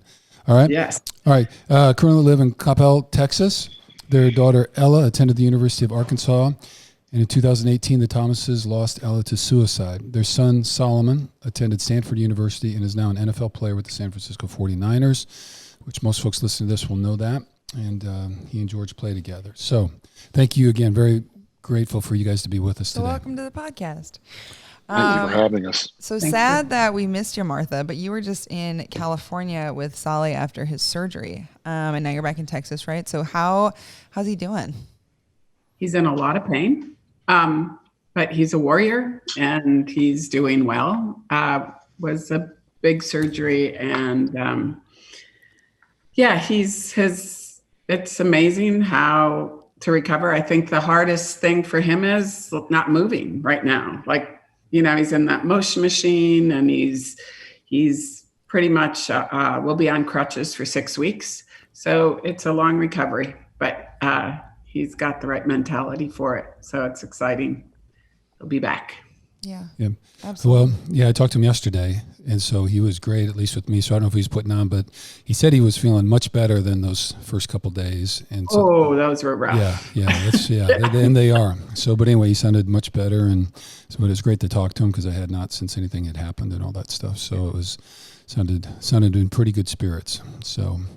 Yeah. And then, Chris, now so Martha's in Texas back at the homestead, and then Chris, you're in California at Sally's place, kind of holding down the fort. Yes, I am house sitting. I'm actually out here with his dog, Mickey, or actually Martha's dog, our emotional support dog, Mickey. Yep. So you may hear him in the background, but I'm trying to get this house ready for when he comes back from LA. Everything's set up. He's putting in some, post-operative equipment like a sauna and things like that to make sure he can, get back into shape and be ready to play next year. So, plus it's a great place to be out this time of year out in California. And I get to watch the games, at least in the same state, when the Niners play the Dolphins later. Yeah, no, that's true. There's a little perk about being on the California networks for that. So it feels a little bit more like home. So and there is a lot to getting a house set up for somebody that's, going to be on crutches and doing that, trying to make it more accessible and all those kind of things. So, and you'll hear, we've got 2 service animals running around here. They're certified to fly on planes. I don't know exactly what that makes them, but anyway. They're emotional support dogs. They are. They emotionally support me all the time because I'm always with at least 3 women. That's kind of my life. I'm very blessed. So anyway. Yeah, it's kind of funny when we take Mickey on the plane because he's a boxer pit mix. Right. He's about 70 pounds, and people look a little concerned at first, but he's just very calm, and he does support Martha and I during our flight. Right. Yeah, no, they are excellent on that. So, well, again, thank you very much for being here with us. And so this week's focus is mental health and suicide prevention. Our charity focus this week is the American Foundation for Suicide Prevention, which I know you guys are familiar with because you guys referred us to them, and based on your relationship with them is why they're there. Their mission statement is they are dedicated to saving lives and bringing hope to those affected by suicide.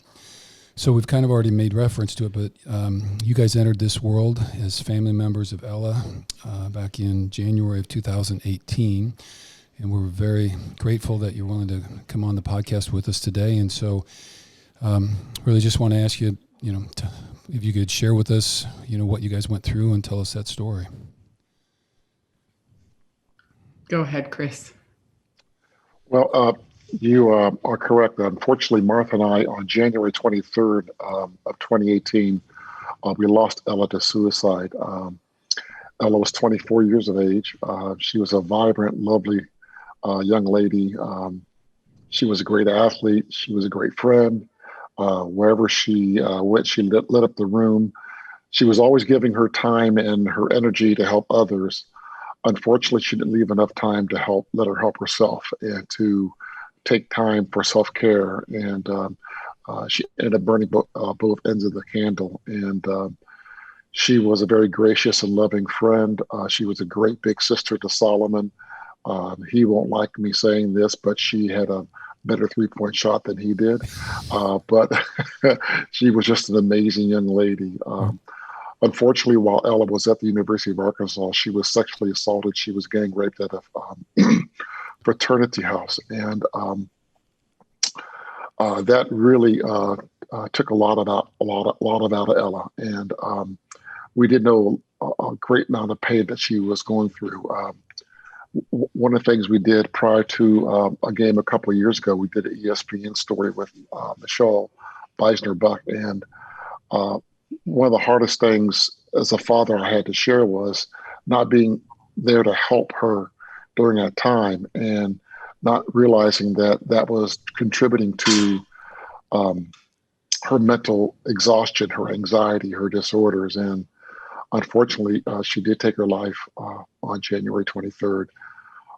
Unfortunately, I was on a business trip in New York and had to fly back. Martha had to tell me the news, and I flew back. And thank goodness Solomon was there training during the season to be there for Martha. And we had a lot of great friends from Capel, as well as at our church to help until I got home. But it's a club or a membership nobody wants to be a part of. and I wouldn't wish this on my worst enemy. Yeah, that was a dark day. But out of that, we're trying to turn tragedy into purpose and to help others understand the things to look for as relates to mental health and suicide. And we're fortunate to be able to use Solomon's platform, being an NFL player and being part of a great organization like the Niners, who have a lot of empathy and compassion for mental health, as well as just a loving organization, and trying to spread the word of making sure people understand the importance of having a strong mental health. Okay. Yeah. All right. I don't know. Martha, do you want to add some pieces, or just like how things went from where you were at, or? Ella had, moved home, had been home for a few months by the time that she died. And it was a very strange time. She wasn't well. And she died on a Tuesday, she was supposed to be seeing her therapist on Thursday. The detectives told us that Ella's suicide was aggravated and impulsive. So we never heard her talking about ending her life. We never heard her talking about hurting herself. But she definitely struggled with depression and anxiety, probably PTSD, and who knows what all else. I mean, she was getting help, but clearly not enough help.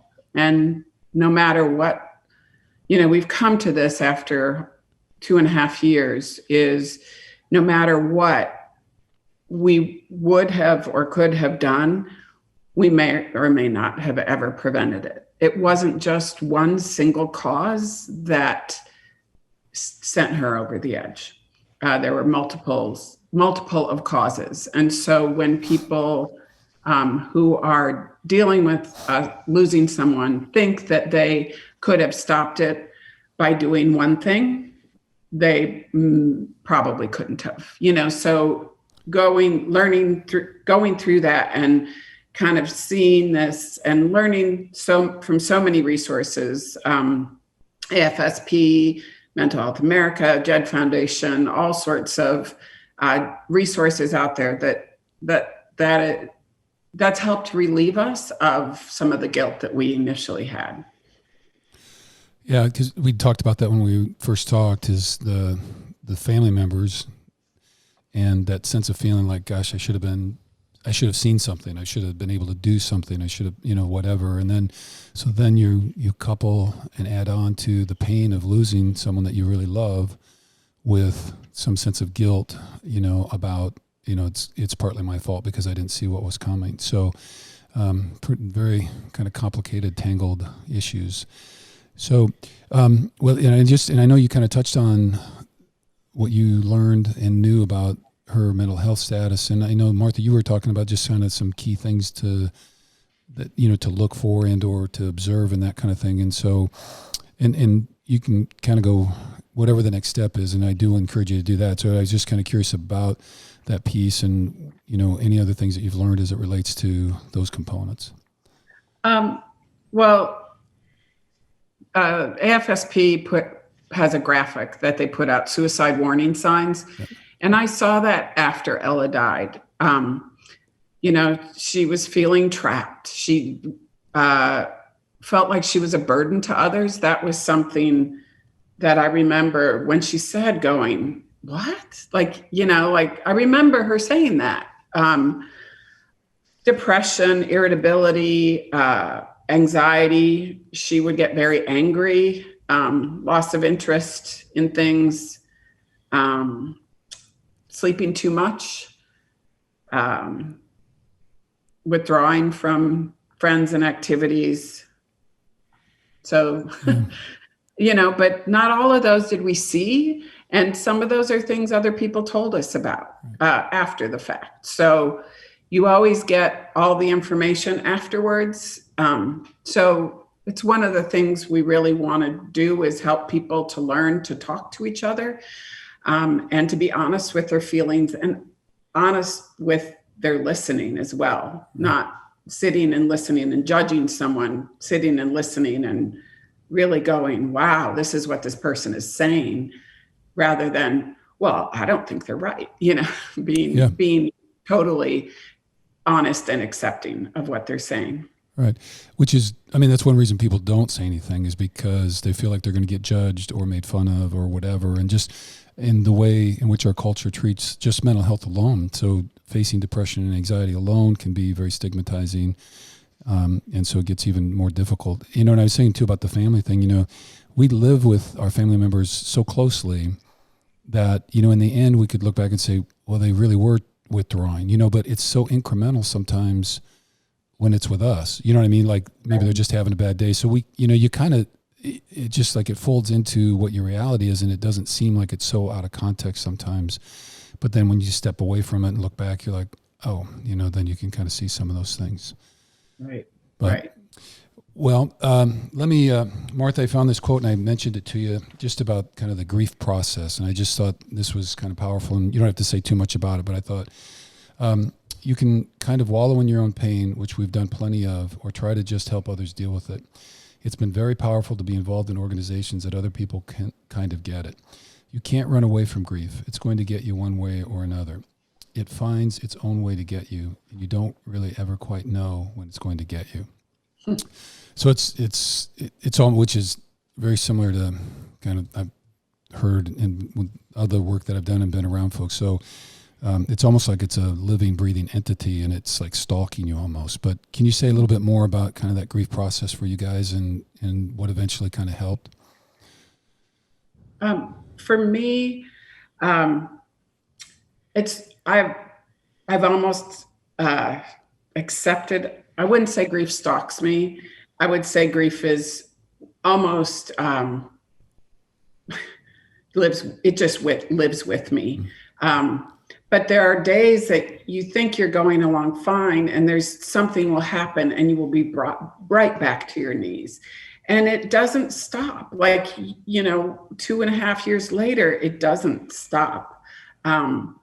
So learning how to handle it, how to deal with it in different ways. One of the things that I do now is I meditate every day, and I will have days when I meditate where I start sobbing.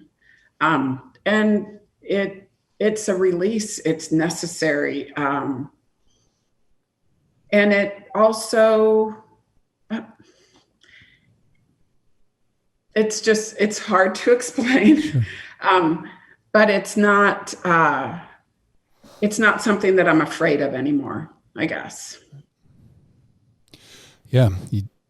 You just get used to it, and you got to find a way to go on with it. Yeah. Yeah. Okay.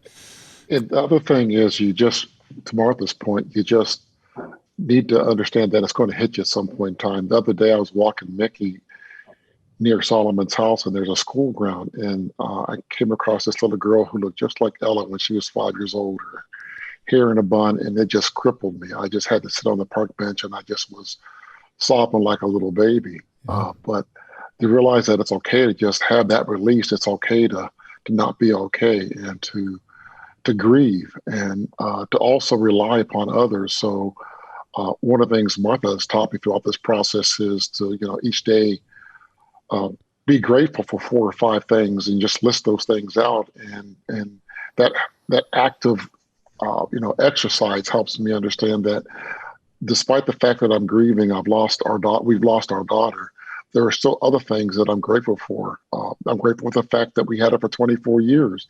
She was born 9 weeks premature. The doctor didn't think she'd live, past 6 months. So, so each day being grateful for something, and then also relying upon some of the great support networks we have, whether it's a church or through like some mental health and suicide prevention support groups that help us, that we can call on, and we can just either text or call and just say, hey, I'm having a bad day. And I'm always reminded of the Jimmy Valvano quote about laughing, crying, and learning something new each day. You do that, you have a great day. And so each day I probably have laugh, I cry, and I try to learn something new, and it helps me have a good day.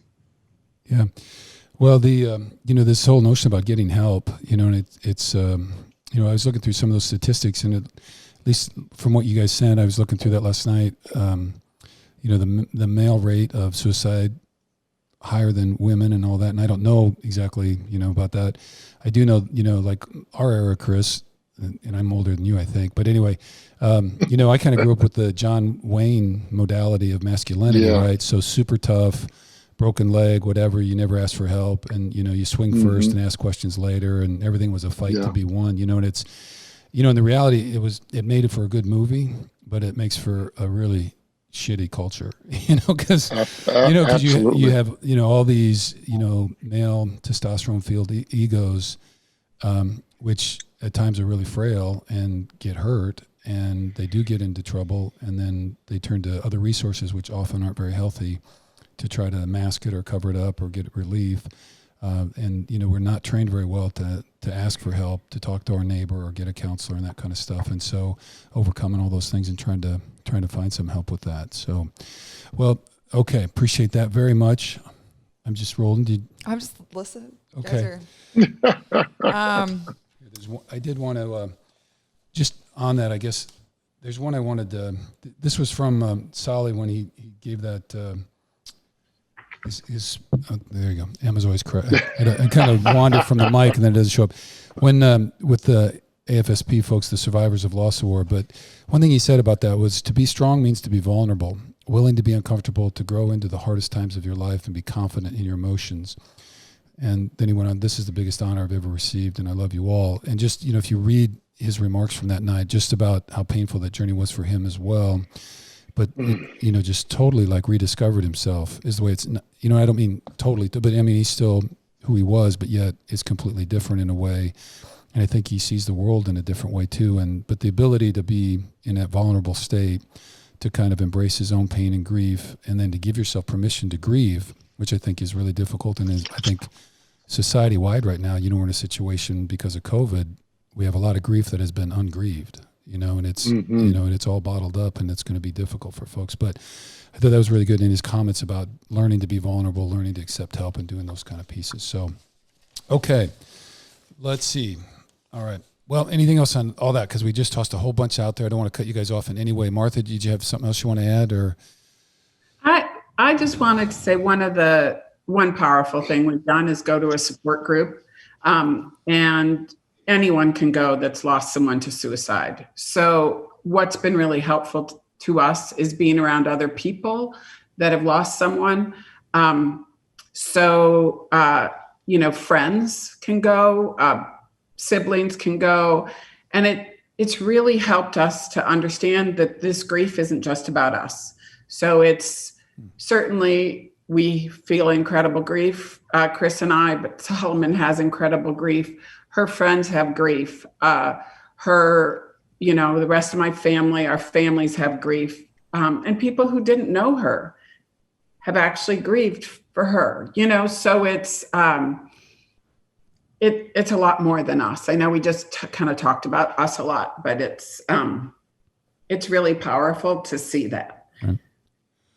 Yeah. And the other thing, Bruce, I'd like to share, you talked about this whole masculinity piece and, trying to hold it in, being tough and, trying to be vulnerable, being open. And I think that's so important. And that's one thing I'm proud about Solomon, is that in the NFL, that feeling's got to be double because you're in this masculine, caveman environment, and you're not supposed to show vulnerability because it connotes weakness. And then for me, as you have that as a male, for Solomon, it's a male as well as an athlete. And for me, it's being an African-American male at that. Because there's even within the African-American culture, this taboo that you don't talk about mental health and that you pray it away and that, you're crazy if you talk about being mentally challenged or having difficulties. And it's important to open up and not go down that path. And to hold all that in, it creates this tremendous amount of toxicity, and it doesn't allow you to grow, and it doesn't allow you to, get out of your comfort zone. It doesn't allow you to expand. It doesn't allow you to heal. And so I think it's really important, like Martha mentioned, is to talk about it, to go to therapy groups, to go to support groups. And one of the things that, Martha and I did collectively, individually, went to therapy. And for some people that's taboo, but for me, it was life-saving to be able to talk about that on a regular basis, individually, as well as a family, as well as a couple, to help, get through that pain and that grief. Right. Yeah. Chris, I appreciate you bringing that up. And so the role of mental health within the African American community is kind of a unique situation as well, and it really seems to have kind of a disparate impact within that community. And then at times, it's often coupled with kind of an inadequate or lack of accessibility to healthcare, and both, like you said, kind of an internal side that I'm not going to do that, and so that barrier is even more strongly. But then sometimes it's just not available either. So, are there other issues related to that community that you think are important, at least for us to mention here, as far as the African American community and mental health? The other part about Africa, and this is one reason why I think COVID's hit African American community more than others, is the fact that the lack of access and the lack of insurance has really impacted the ability. First of all, insurance for mental health is not as strong as it needs to be. And one of the things when we get to the end of this program as a call to action, one of the things I'm going to share about is, connecting with your local, politician to make sure that mental health has the same benefits as physical health. I mean, we shouldn't limit the amount of times you go to a therapist to get your mind right. Your brain is an organ, just like your heart. You don't limit the number of times you go see your heart doctor or your general practitioner. Right. But right now, a lot of insurance companies have limits on how many times you can go see a therapist. So you got that overall. Then you got the fact that a lot of African Americans don't have insurance or have adequate insurance, and they're not able to get the help they need. So that just exacerbates the entire problem. And then, finding a way to open up to, churches, the schools, to help them educate them on the fact that mental health is as important as physical health, and that we need to talk about it, and we need to understand the warning signs, need to understand the resources available so that we can treat our whole body, right, not just, one element of it. Yeah. Well, you do this very part. holistic. Yeah. And another way we've seen you guys do is through your walk. The first Out of Darkness walk was June 2nd, 2018. And that's now an ongoing event with the family. Obviously, things were a little different COVID this year. Can you just talk about the walk and how that's kind of helped you guys and what you guys do? Yeah, so the first year, one of Ella's friends, Landis, asked us if we wanted to do the walk. And I had finally said, Landis, no, it's too soon. And he said, well, I'm going to keep asking you. And my niece, Ray, as well, said, I'm going to do the walk in Philly, but if you do care, and I was like, no, go ahead. And then finally, Landis kept asking me, and I said, okay, I'm going to do the walk just a week before. And then, I told Chris and Solomon, and Chris couldn't walk right then with his knees, but Solomon said, okay, I'll do it with you, Mom. I'll do it with you. And then we just kind of put out a thing to some of her friends. And I don't know, we had 15 people walk with us, Chris. And some of the Niners came in, and it was amazing. It was super powerful to physically walk. As I've said numerous times, that physical act of walking really helped to teach me how to live again, how to stop wallowing in my pain and work with my pain.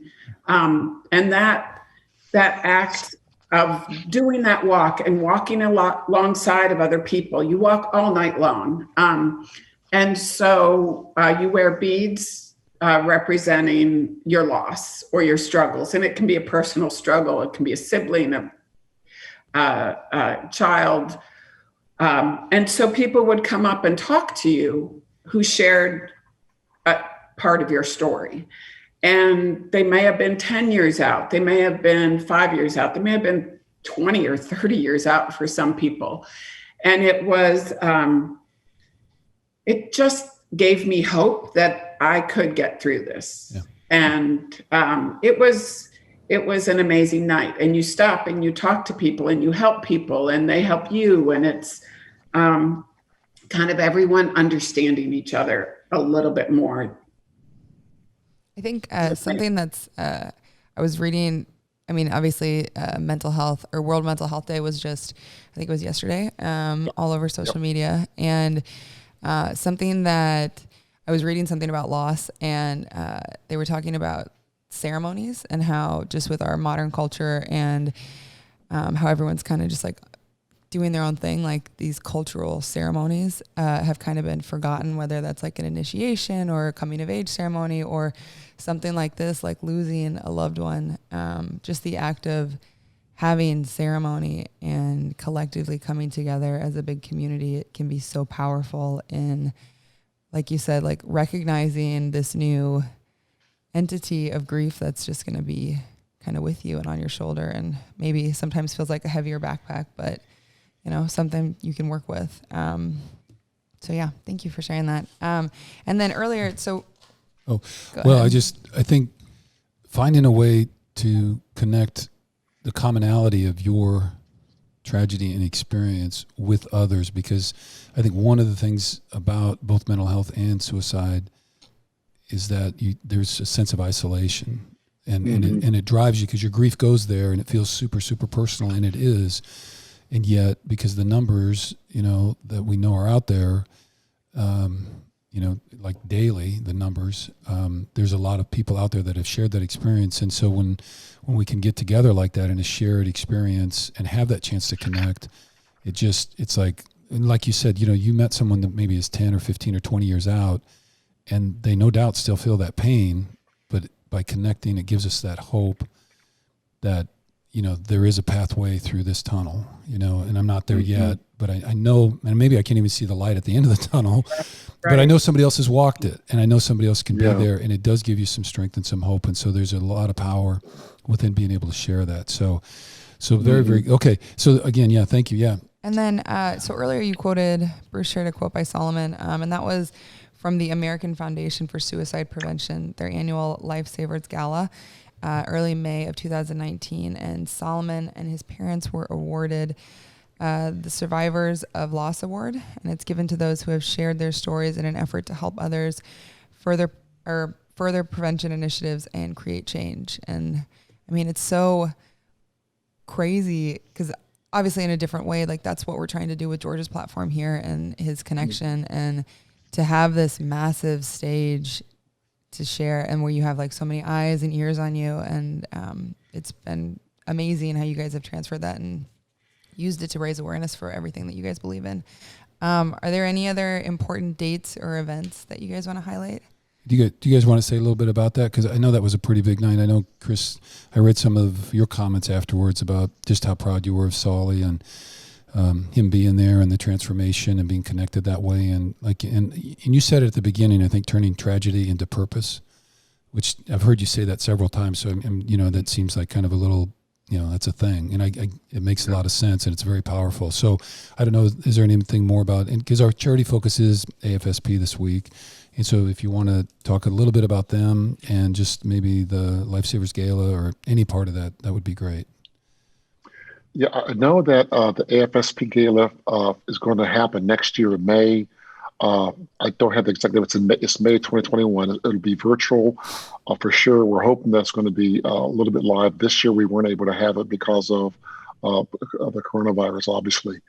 I want to get back to you what dates in a second, but one of the things that, you know, after Martha and I did that walk, during that time, I was still working in corporate America, and when we went to this breakfast because they had the top fundraising teams attended breakfast the morning before the walk took place. And as Martha mentioned, I was having knee issues, so I couldn't do the entire walk, but I was able to attend the breakfast, and we were exposed to the top fundraising teams. And I was just amazed of how suicide impacts so many walks of life, whether you're Black or white, rich or poor. You know, I know that Andy's going to talk more about suicide stats, but to think that someone dies by suicide every 11 minutes here in the U.S. is Right. it's just crazy to think about that. It's the second leading cause of death amongst people 15 to 34. So when I was there, I realized that me working in corporate America, I felt like I was wasting my skills, my talents, my strengths.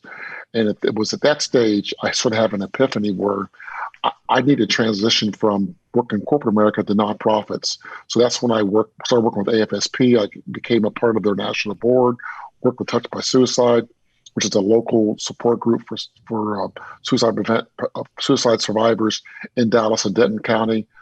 And then also Mental Health America and Grant Halliburton, which is based in Dallas, as well as Georgia's. And I feel so much more significance in life, knowing that I'm making a difference by sharing, the importance of mental health and suicide prevention. And also it's kind of therapeutic for me because I'm working with people who have experienced similar loss, whether that's a loved one, whether it's a friend, or even someone they work with, because suicide impacts directly or indirectly like 52% of people in America. So it's been a huge transition. So I know that Andy will talk some of the local things that are happening within Northern California during his interview, but the National Gala for AFSP is going to be May of 2021. I'll make sure I get you the exact date when you post for week 6 here podcast.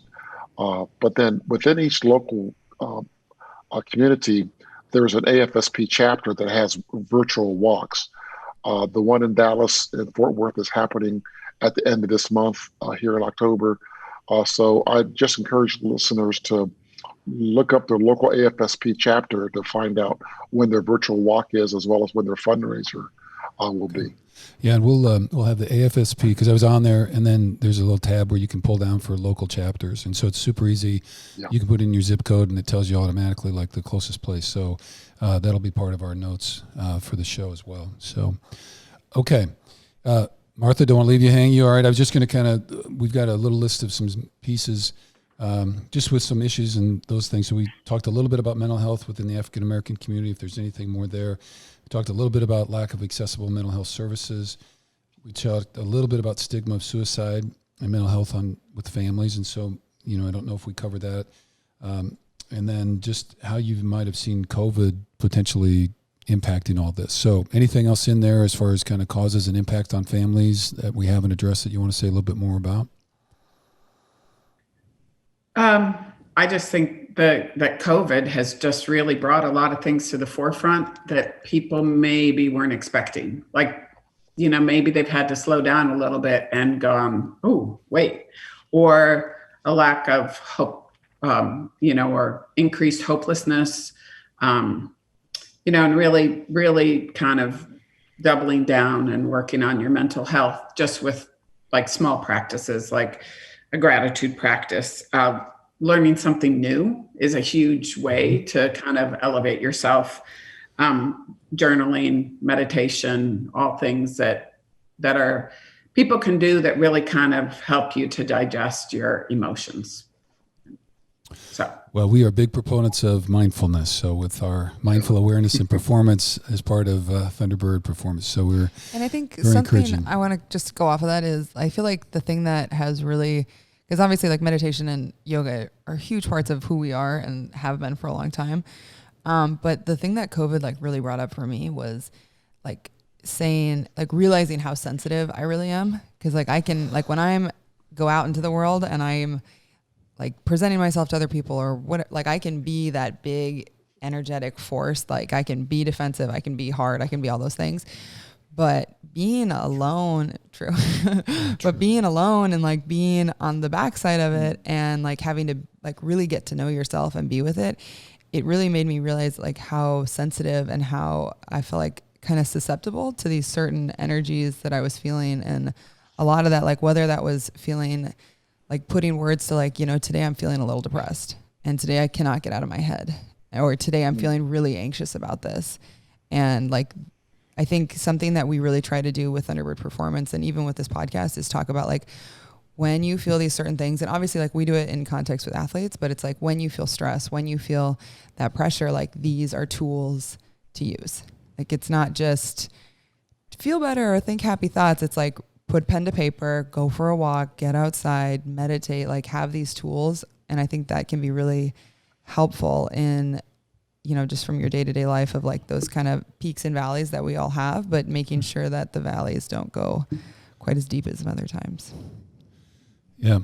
So there are resources there, but you got to tap into them, and there are practices that can help, but you got to practice them. That's why they call it a practice. So we got to kind of give it a shot. So, Yeah. well, okay. Yeah, absolutely. All right. Well, then to both of you then, just thinking about some responses. So one, that's what you've really modeled that. And Chris, I really admire you and really appreciate kind of that realignment that you went through. And it seems, you know, as we age, we evolve both with our values and our skill sets and our interest. And so some of those realignments happen, but obviously, you know, this whole thing kind of pushed you in a direction where just to find value in what you were doing every day and to feel like you were contributing, you had to realign, you know, what you're spending your days on. So really acknowledge you for making that change. So within that context, then just thinking about, you know, responding then. So how can people help? So, and I gave a list of some questions. You can go anywhere within those. So obviously we're trying to increase awareness about mental health issues, remove the stigma around it, and help people get help. You talked earlier about the mental health impact in African-American communities. I don't know if there are things you've thought about that people can do for that. How can we work harder and or do things to prevent suicide and or assist families involved? So just a couple of topics in there. You guys, anything that you want to tell people or recommend to folks, you know, in this context that would be kind of action steps? Surely. So one thing I do want to go back, you mentioned about some key dates and things. I don't have a specific date, but at some point in time in late November, early December, our nonprofit, the Defensive Line, should be launching nationally. And you know, that nonprofit is an outgrowth of the comment I made earlier about turning tragedy into purpose. And you know, our vision is to have a healthy world where young people of color, students of color, athletes of color, never die from suicide. And so, as I mentioned before, Ella was a great athlete.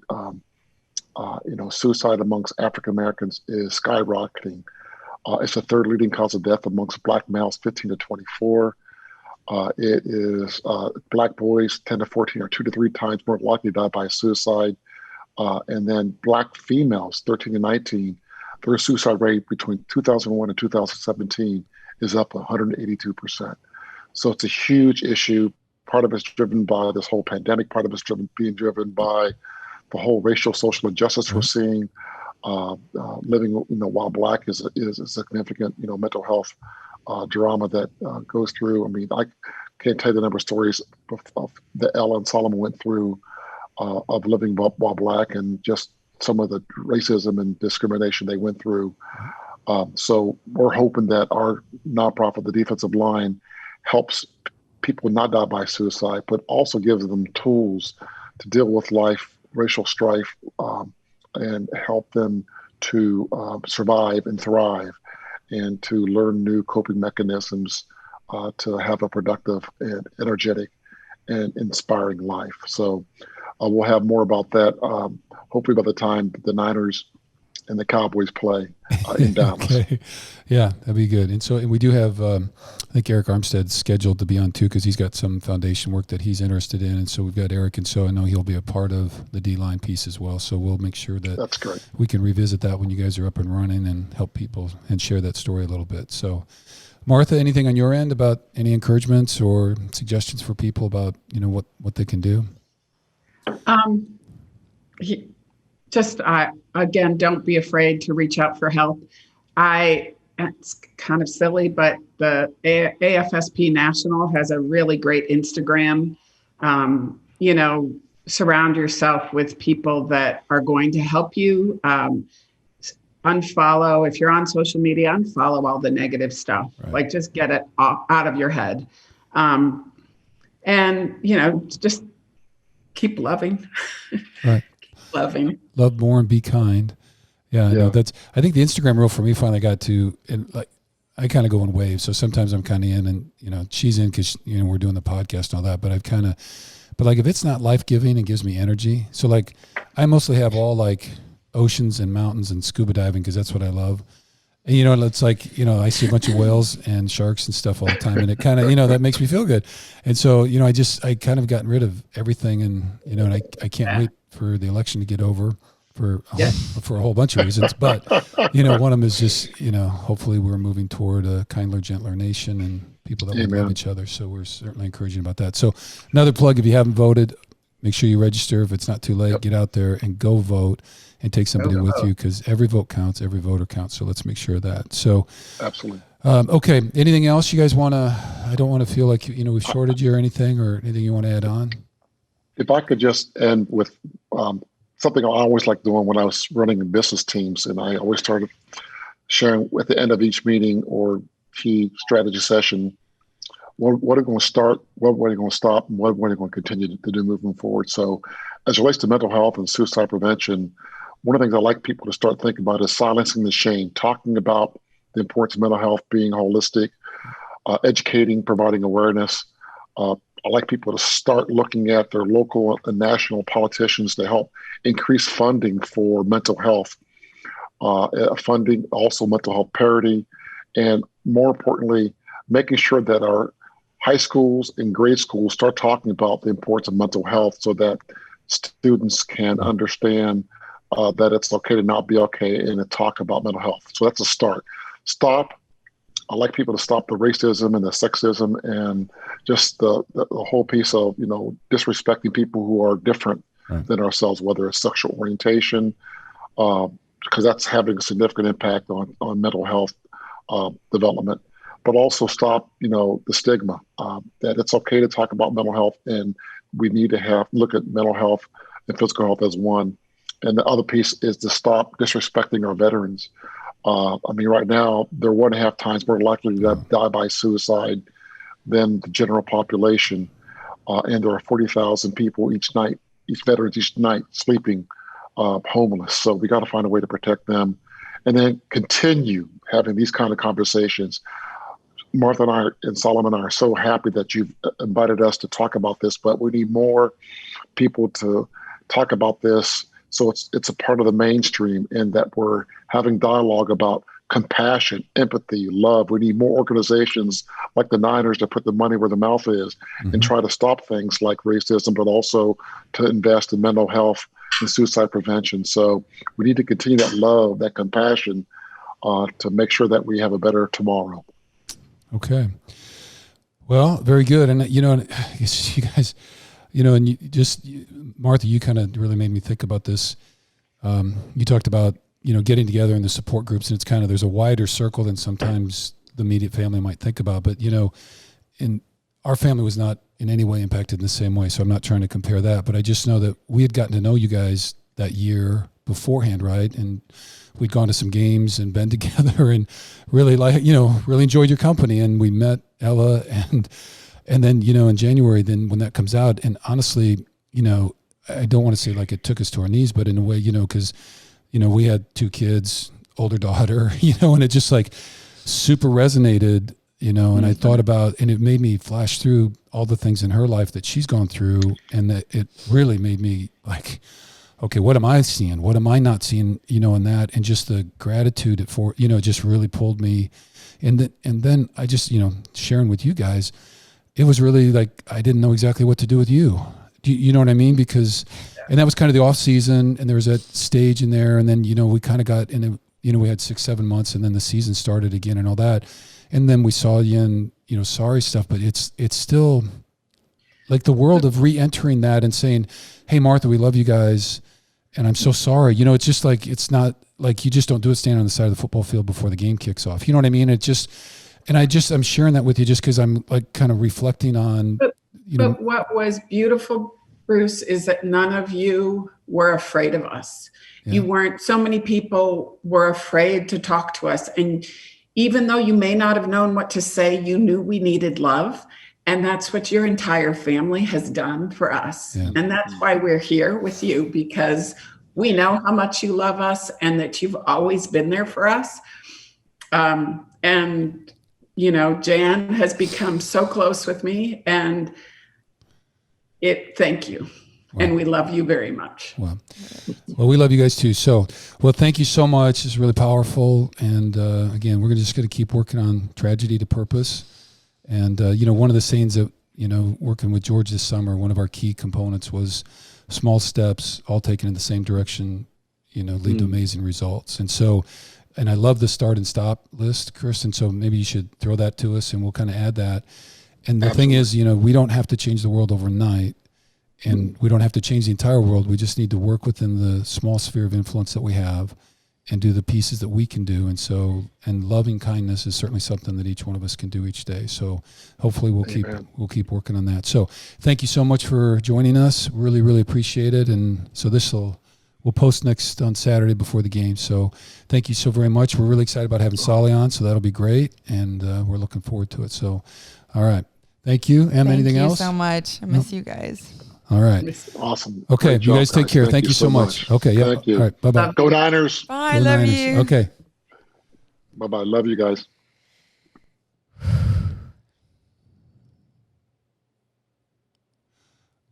Okay. All right, Hidden Pearl podcast people. There's a lot of hugging after shows lately. Oh, man. Well, I hope we can spread that message, turning tragedy to purpose and being kinder to people. So it's just all this BS stuff that we put in the way between color of somebody's skin or their religious beliefs or who they tend to love. In the grand scheme of things, it's just not very important. And something Martha said right before we started was what we were talking about her bio, and she said, if you say one thing about me, so sorry I didn't put this in earlier, Martha, but it's that she is a fierce defender of her family. Yeah. And I resonate hard with that because I have some very strong mama and papa bear, always doing that for me. But I think it's I just don't know how to emphasize this enough, but you have to be fiercely protecting yourself, fiercely protecting your energy, fiercely protecting the things that you see on social media, fiercely protecting the way that you talk to people, the way that you allow other people to talk to you. And I think I feel like something that is so cool about Hidden Pearls podcast is our family practices that so much that I think that we've gotten, to a point where we can start to do that for other people and share that message. And so I think if you feel, like how Martha and Chris were talking about, Ella was burning things at both ends, take care of yourself first. There's absolutely nothing wrong with that. There's nothing to be shamed. You can't feel shameful about taking care of yourself and honoring yourself. But once you feel like you have your feet in place, once you feel like you have your legs underneath you, you have to fiercely protect the other people who can't protect themselves. And I think that, I always think of this saying, I had this yoga teacher one time tell me that you have to really protect the gentler things in life because they're going to be the things that get taken away or that leave the quickest. So whether it's a softer energy or, it can be a person or something, but just stand up for people and use your voice and use your platform and make sure to tell people how much you love them. Because I just remember meeting Ella one time, there was one time where we really sat down and actually had a conversation, and I was thank God there's going to be somebody else here who's a little bit 3 years older than her brother, who's going to go through this all with us. And then, and she was gone. You have no idea what people are going through. So. Right. So part of having certain privileges in life is the responsibility to protect those people and things that can't protect themselves. So thank you very much for joining us and being We're part of this. We're going to take a little break and then hit the mindful minute. So thank you, everyone. All righty.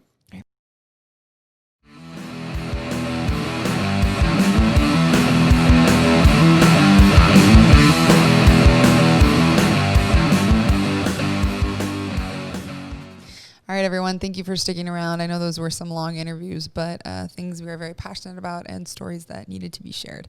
So with that, we're going to roll right into the Mindful Minute, and we are on stage 5 of the 8th stages of the mindful athlete. And this one is compassionate heart. Love this one. Mindfulness is certainly about the mind, but it does not end there. The point of mindfulness ultimately is to learn more about yourself, to increase wisdom, and to understand and control the ego. Mindfulness reveals to us how we feel and think, which, once understood, will impact how we act in the world. What we feel, think, say, and do. Compassionate heart is the state of living our lives in alignment with our values. It is seen in understanding the bigger picture, the interconnectedness of all things, and how we fit. It is a state of knowing and living out our purpose. Mindfulness leads us into caring for the world and those in it, and then doing what we can to make the world a better and more compassionate place for all. So, as you know through the steps, so this is number 5. So, we start with a conscious awareness, and then controlled breath, the calm mind, and then the connected body. And when we do all that, it leads to this alignment within our values, the wisdom, the controlling of the ego and such, so that we actually live this thing out into the world and we take it out. So that's the Mindful Minute. And your action step today is one very aligned with young Miss Emma. So go ahead. Our action step is to try yoga. The connection we seek with the body through mind and breath don't just happen. They must be practiced and experienced through repetition so the body is conditioned to respond to the commands of the calm mind and controlled breath. In that awareness, we develop the skills to tap into the body in stressful and high-stakes situations. Yoga is the practice that helps develop this by taking your mindfulness and meditation practice into movement. This week, try moving meditations to practice your connection to the body. So I get a lot of questions from everybody on Instagram, on all of our platforms about trying some yoga. If you go to thunderbirdperformance.com and you click on practice, it's under... If you scroll down, you'll see it. But we have 3 free classes. They're also linked in our Instagram, on the Hidden Pearls Podcast Instagram. If you go to the link tree, it says free yoga, and you can click on it, and all 3 practices are right there. So that's a great place to do it. But it's really important that as you build this foundation of intentionality and the life and the vision and everything that you want to embody, you have to like put it into your body. Like it can't just be this like ethereal, what is the word? What am I doing this? Esoteric? Sure. Esoteric thing like floating around you. It can't just be this idea or thought in your head. Like the most concrete thing we can do, like that's why people say to write, to actually put pen to paper, or, you know, in this stance, we're encouraging you guys to actually use some movement and some meditation, but embody the changes that you want to make. And I think especially on step 5 as compassionate heart, like you guys, this entire episode is about suicide. Yeah. And I think something that really, really hit me after Martha and Chris's interview was, I guess when they were talking about how Ella just felt like she was a burden to everybody. And like, I just think that right now people are so hard on each other. And if you're very judgmental or you're mean to somebody, and, you know, whatever, you guys get what I'm saying. But like, if there is a situation where you can practice non-judgment and you can lead with a compassionate heart, you can change someone's day. You can change someone's emotion. You can change someone's life just in that tiny little frame. So everything we've been talking about, like fiercely protect yourself, fiercely protect those who need you, fiercely protect your energy on social media, and then be proud of the way that you interact with other people, because you have absolutely no idea what people are going through. And so especially in this insanely sensitive, like hypersensitive and delicate time, be aware, be compassionate to those delicate energies. And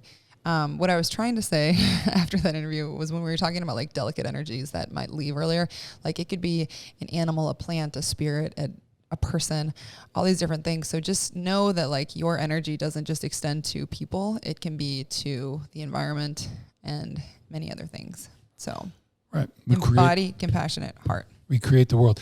And then I just wanted to, earlier in the show, we talked about the quote corner, about trust and confidence built on deliberate repeated action. So the yoga piece, you know, what we're trying to do is take, the conscious awareness and the breath work, and we want to be able to take it off of the meditation mat or your chair or whatever. And so the trust and confidence, if you want to have trust and confidence in your breath work and in your calm mind so that your body can connect, all those things we've been talking about, you have to practice it. And yoga is one of those things about the trust and confidence. And if you could meditate on a little bit more loving kindness, then that'd be great too, because then we might be able to achieve a little bit more of that. So anyway. Create community, as Andrew said. So last words on that was, I have no idea who said this, and a bunch of you guys will know it, but there was a piece about before you say something, ask, is it true? Second, is it necessary? And third, is it kind?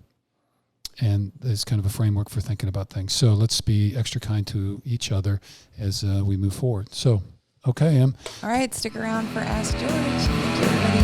Okay. 3, 2, 1. Action. Okay, here we go for Ask George. Can't wait. Oh, wait. Alrighty. There we go. Done jamming. Okay. So we have quite the lineup of questions. I'm very excited about these. Okay, so first question is from Hannah Garcia. George, hi, Hannah. How are you today? I hope you're having a fabulous day, and I hope that if you're listening to this right now, you smile, because someone will see you smile, and then they'll smile. Pass it on. Who is one of your biggest influence in your life and someone you've looked up to all of your life?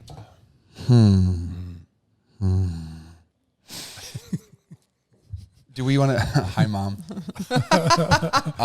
Do we want to do family members here, or should I do someone other than my family? Because I do talk about my family and what they mean to me and what they've always meant to me my entire life.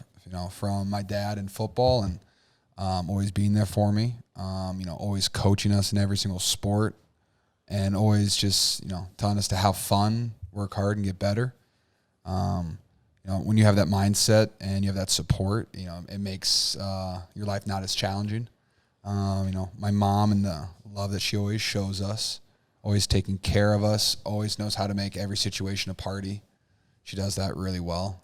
She's absolutely fabulous, and she will tell me that I need to say that she's the reason I'm so athletic. Is from her side of the family. Also have the hair from the Krieger side of the family. That I do. Let's be honest. I'm waiting for somebody to pick up on a story about George's hair. Like, no offense, Dad. It's okay. Fabio. Not taking.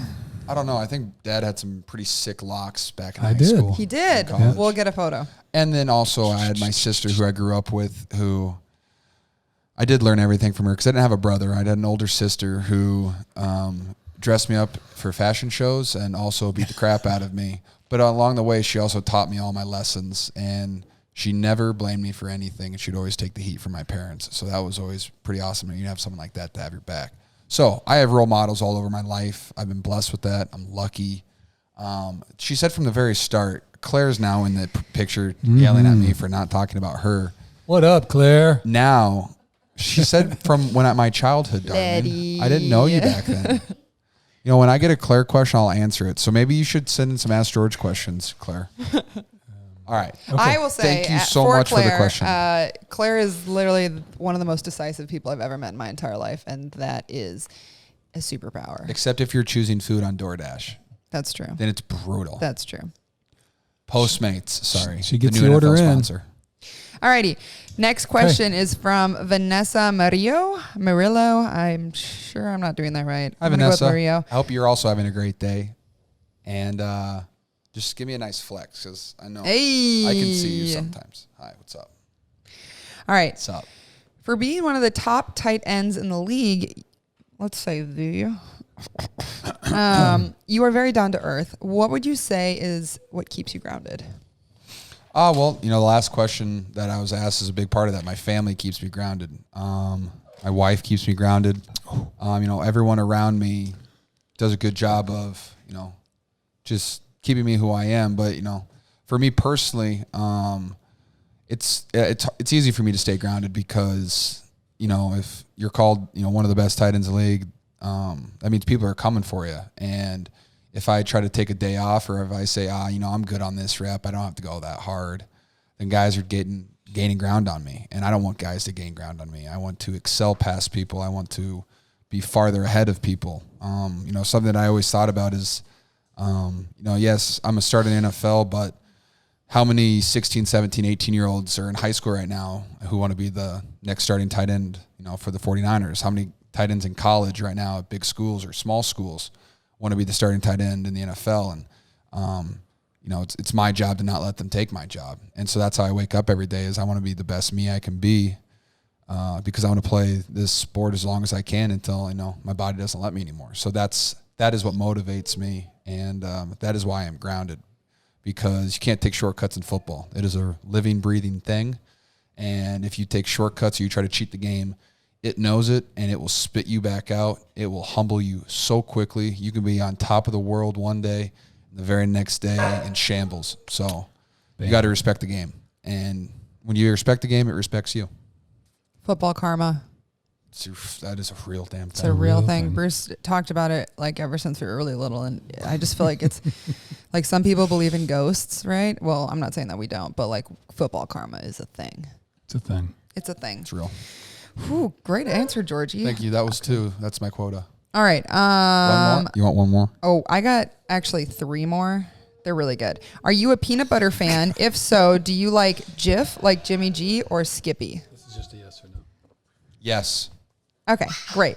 He likes organic peanut butter. No, I Cut do out not. the sugar. No, I do not. No. But you like smooth over crunchy, right? It depends on what I'm craving at the time. Oh, really? You can go both ways. Like I like Bruce makes grilled peanut butter and jellies, crisps the bread a little bit. I like when it's crunchy right there because then it gives it a little bit more texture. Yep. But normally, if I'm just making a normal PB&J, I usually do smooth. But I like the crunch. Okay. Why does Jimmy never? Oh, and that question was from Jess Maz. This Hi, one Jess. is from Gurshan Singh. Are you a Kundalini person? I need to know more about you. Okay, why does Jimmy never reply to your text, or is it just your text he doesn't reply to? Like, does his phone not work, or is it you? No, I thought it was me, and then I met plenty of other people who have fallen victim to this. The non-text back from Trent Taylor to Nick Mullins to C.J. Beathard to Nick Bosa, Mike McGlinchey, Joe Staley, Richard Sherman. We've all been left on red. And Jimmy, if you want to talk about it, we're here for you. Yep. And we're listening. Just ask for some help. Just ask for some help. Now, I will say this. He has been a lot better recently. I actually got a text back the other day within like 4 seconds. So like he was on his phone, saw my text, and responded. And that was a first for me. So I texted him back and I said, I appreciate that, but I'm not going to get used to it.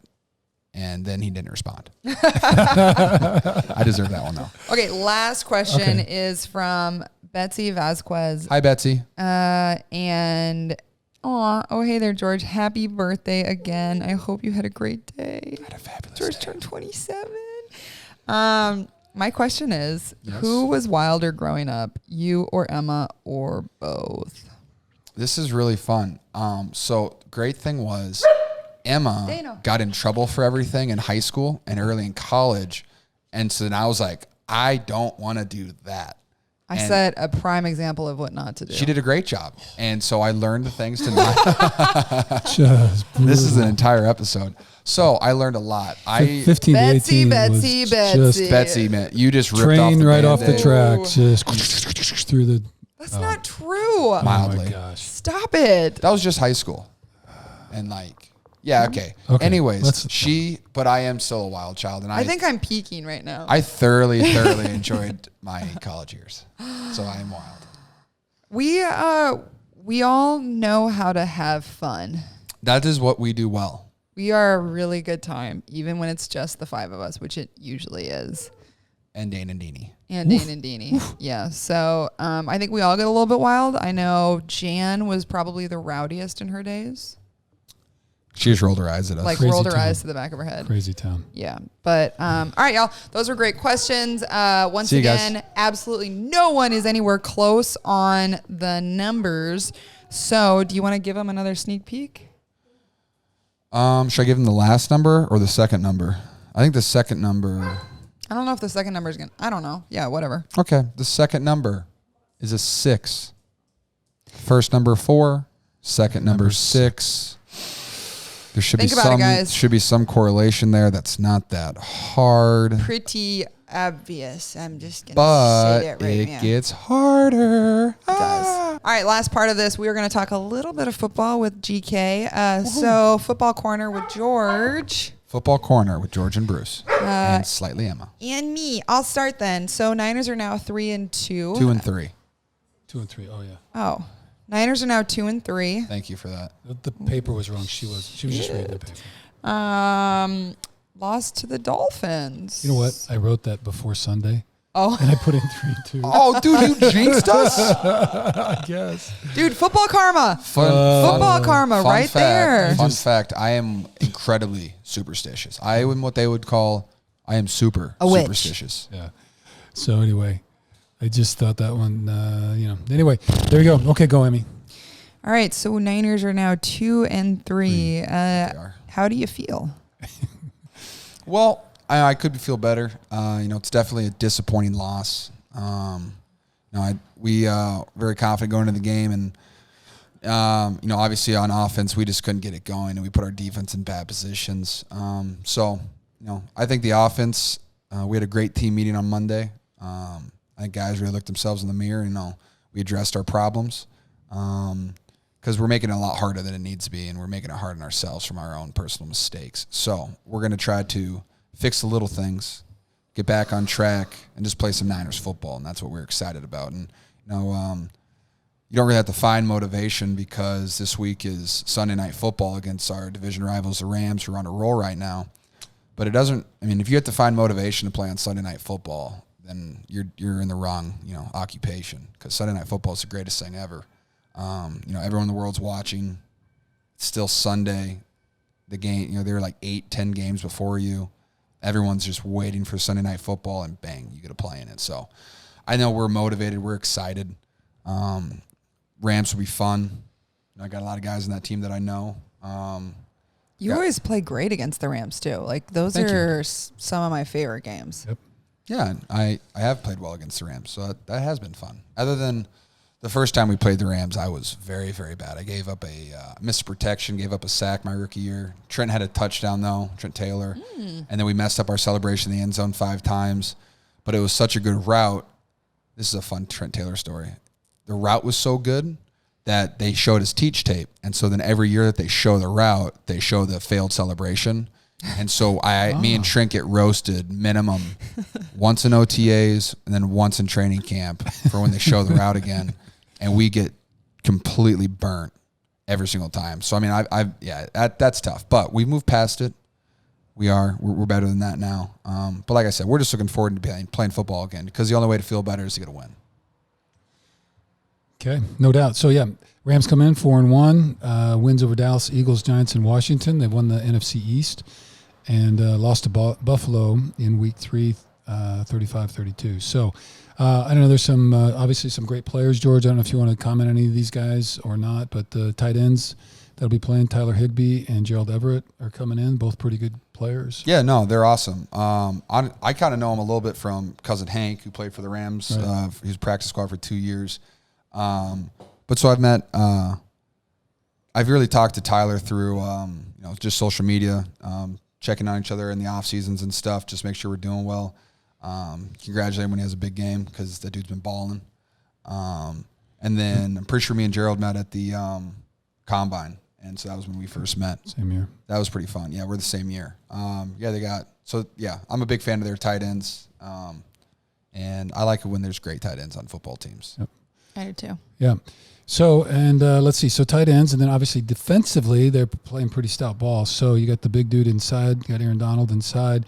They've got Jalen Ramsey, and they've got John Johnson, who is a safety, who we think you'll be seeing a little bit about. So can you tell us just a little bit about their personality on defense and what you're expecting? Yeah, they got some dogs. I mean, Aaron Donald has been the best player in football since he's been in the league, basically. So, like I said to Solly, I'm really glad guys like him play on the interior, and I don't have to block him often, or if at all. So, good luck, Aaron. Don't rip my head off. You're awesome. No, but yeah, that's not what. Oh, geez. Close enough. He's struggling today. But no, it's when you get to play against someone like that, and even just watch on film, like he does it right. Strong, fast, explosive. It's amazing to watch. So huge fan of Aaron Donald and his tape because he always puts great things on tape every single week, which is fun. They got Ramsey, who's an absolute dog as well. Got a new contract, deserves every penny of it because you can kind of tell like he is they got a strong defense that has a lot of big heartbeats and guys that can control games and guys that can take over. And when you got a guy on the D line and a guy in the safety that can do that, it's pretty impressive. And then is that a Niner thing? No. Who says that? Is it George thing? And then they have their starting safety. They have a lot of big dogs with big heartbeats. Heartbeats. Big heartbeats. I've not heard that before. Like they're the heartbeat of the defense. No, I'm totally. Yeah, no, but they got multiple. Yeah, so that makes the defense a little bit harder to go against. That's. And then who I'm a fan of, dropping pearls. John Johnson. I'm pretty sure we're in the same class as well. But we've been battling since my rookie year, and I just like him as a player because he hits hard actually and he tackles people. Yeah, I like that. So, guys, it'll be a great challenge. So Niners need to get back on track, and so they're working hard to kind of get the ship righted. And this turns into quite a streak here. The next 5 games are going to be quite a challenge. So, anyway, 1 week at a time, baby. 1 week at a time. So Rams are in, and so we're excited about that. So that then, ladies and gentlemen, is episode 6. Thank you so much, everyone, for watching. Thank you, Georgie. Thank you to the Thomas family, Solomon, Martha, Chris. Thank you to Andy. Thank you to the entire AFSP organization. Make sure you guys, if you need anything, reach out. Make sure you get your questions in by Tuesday before noon. And then always guess some numbers.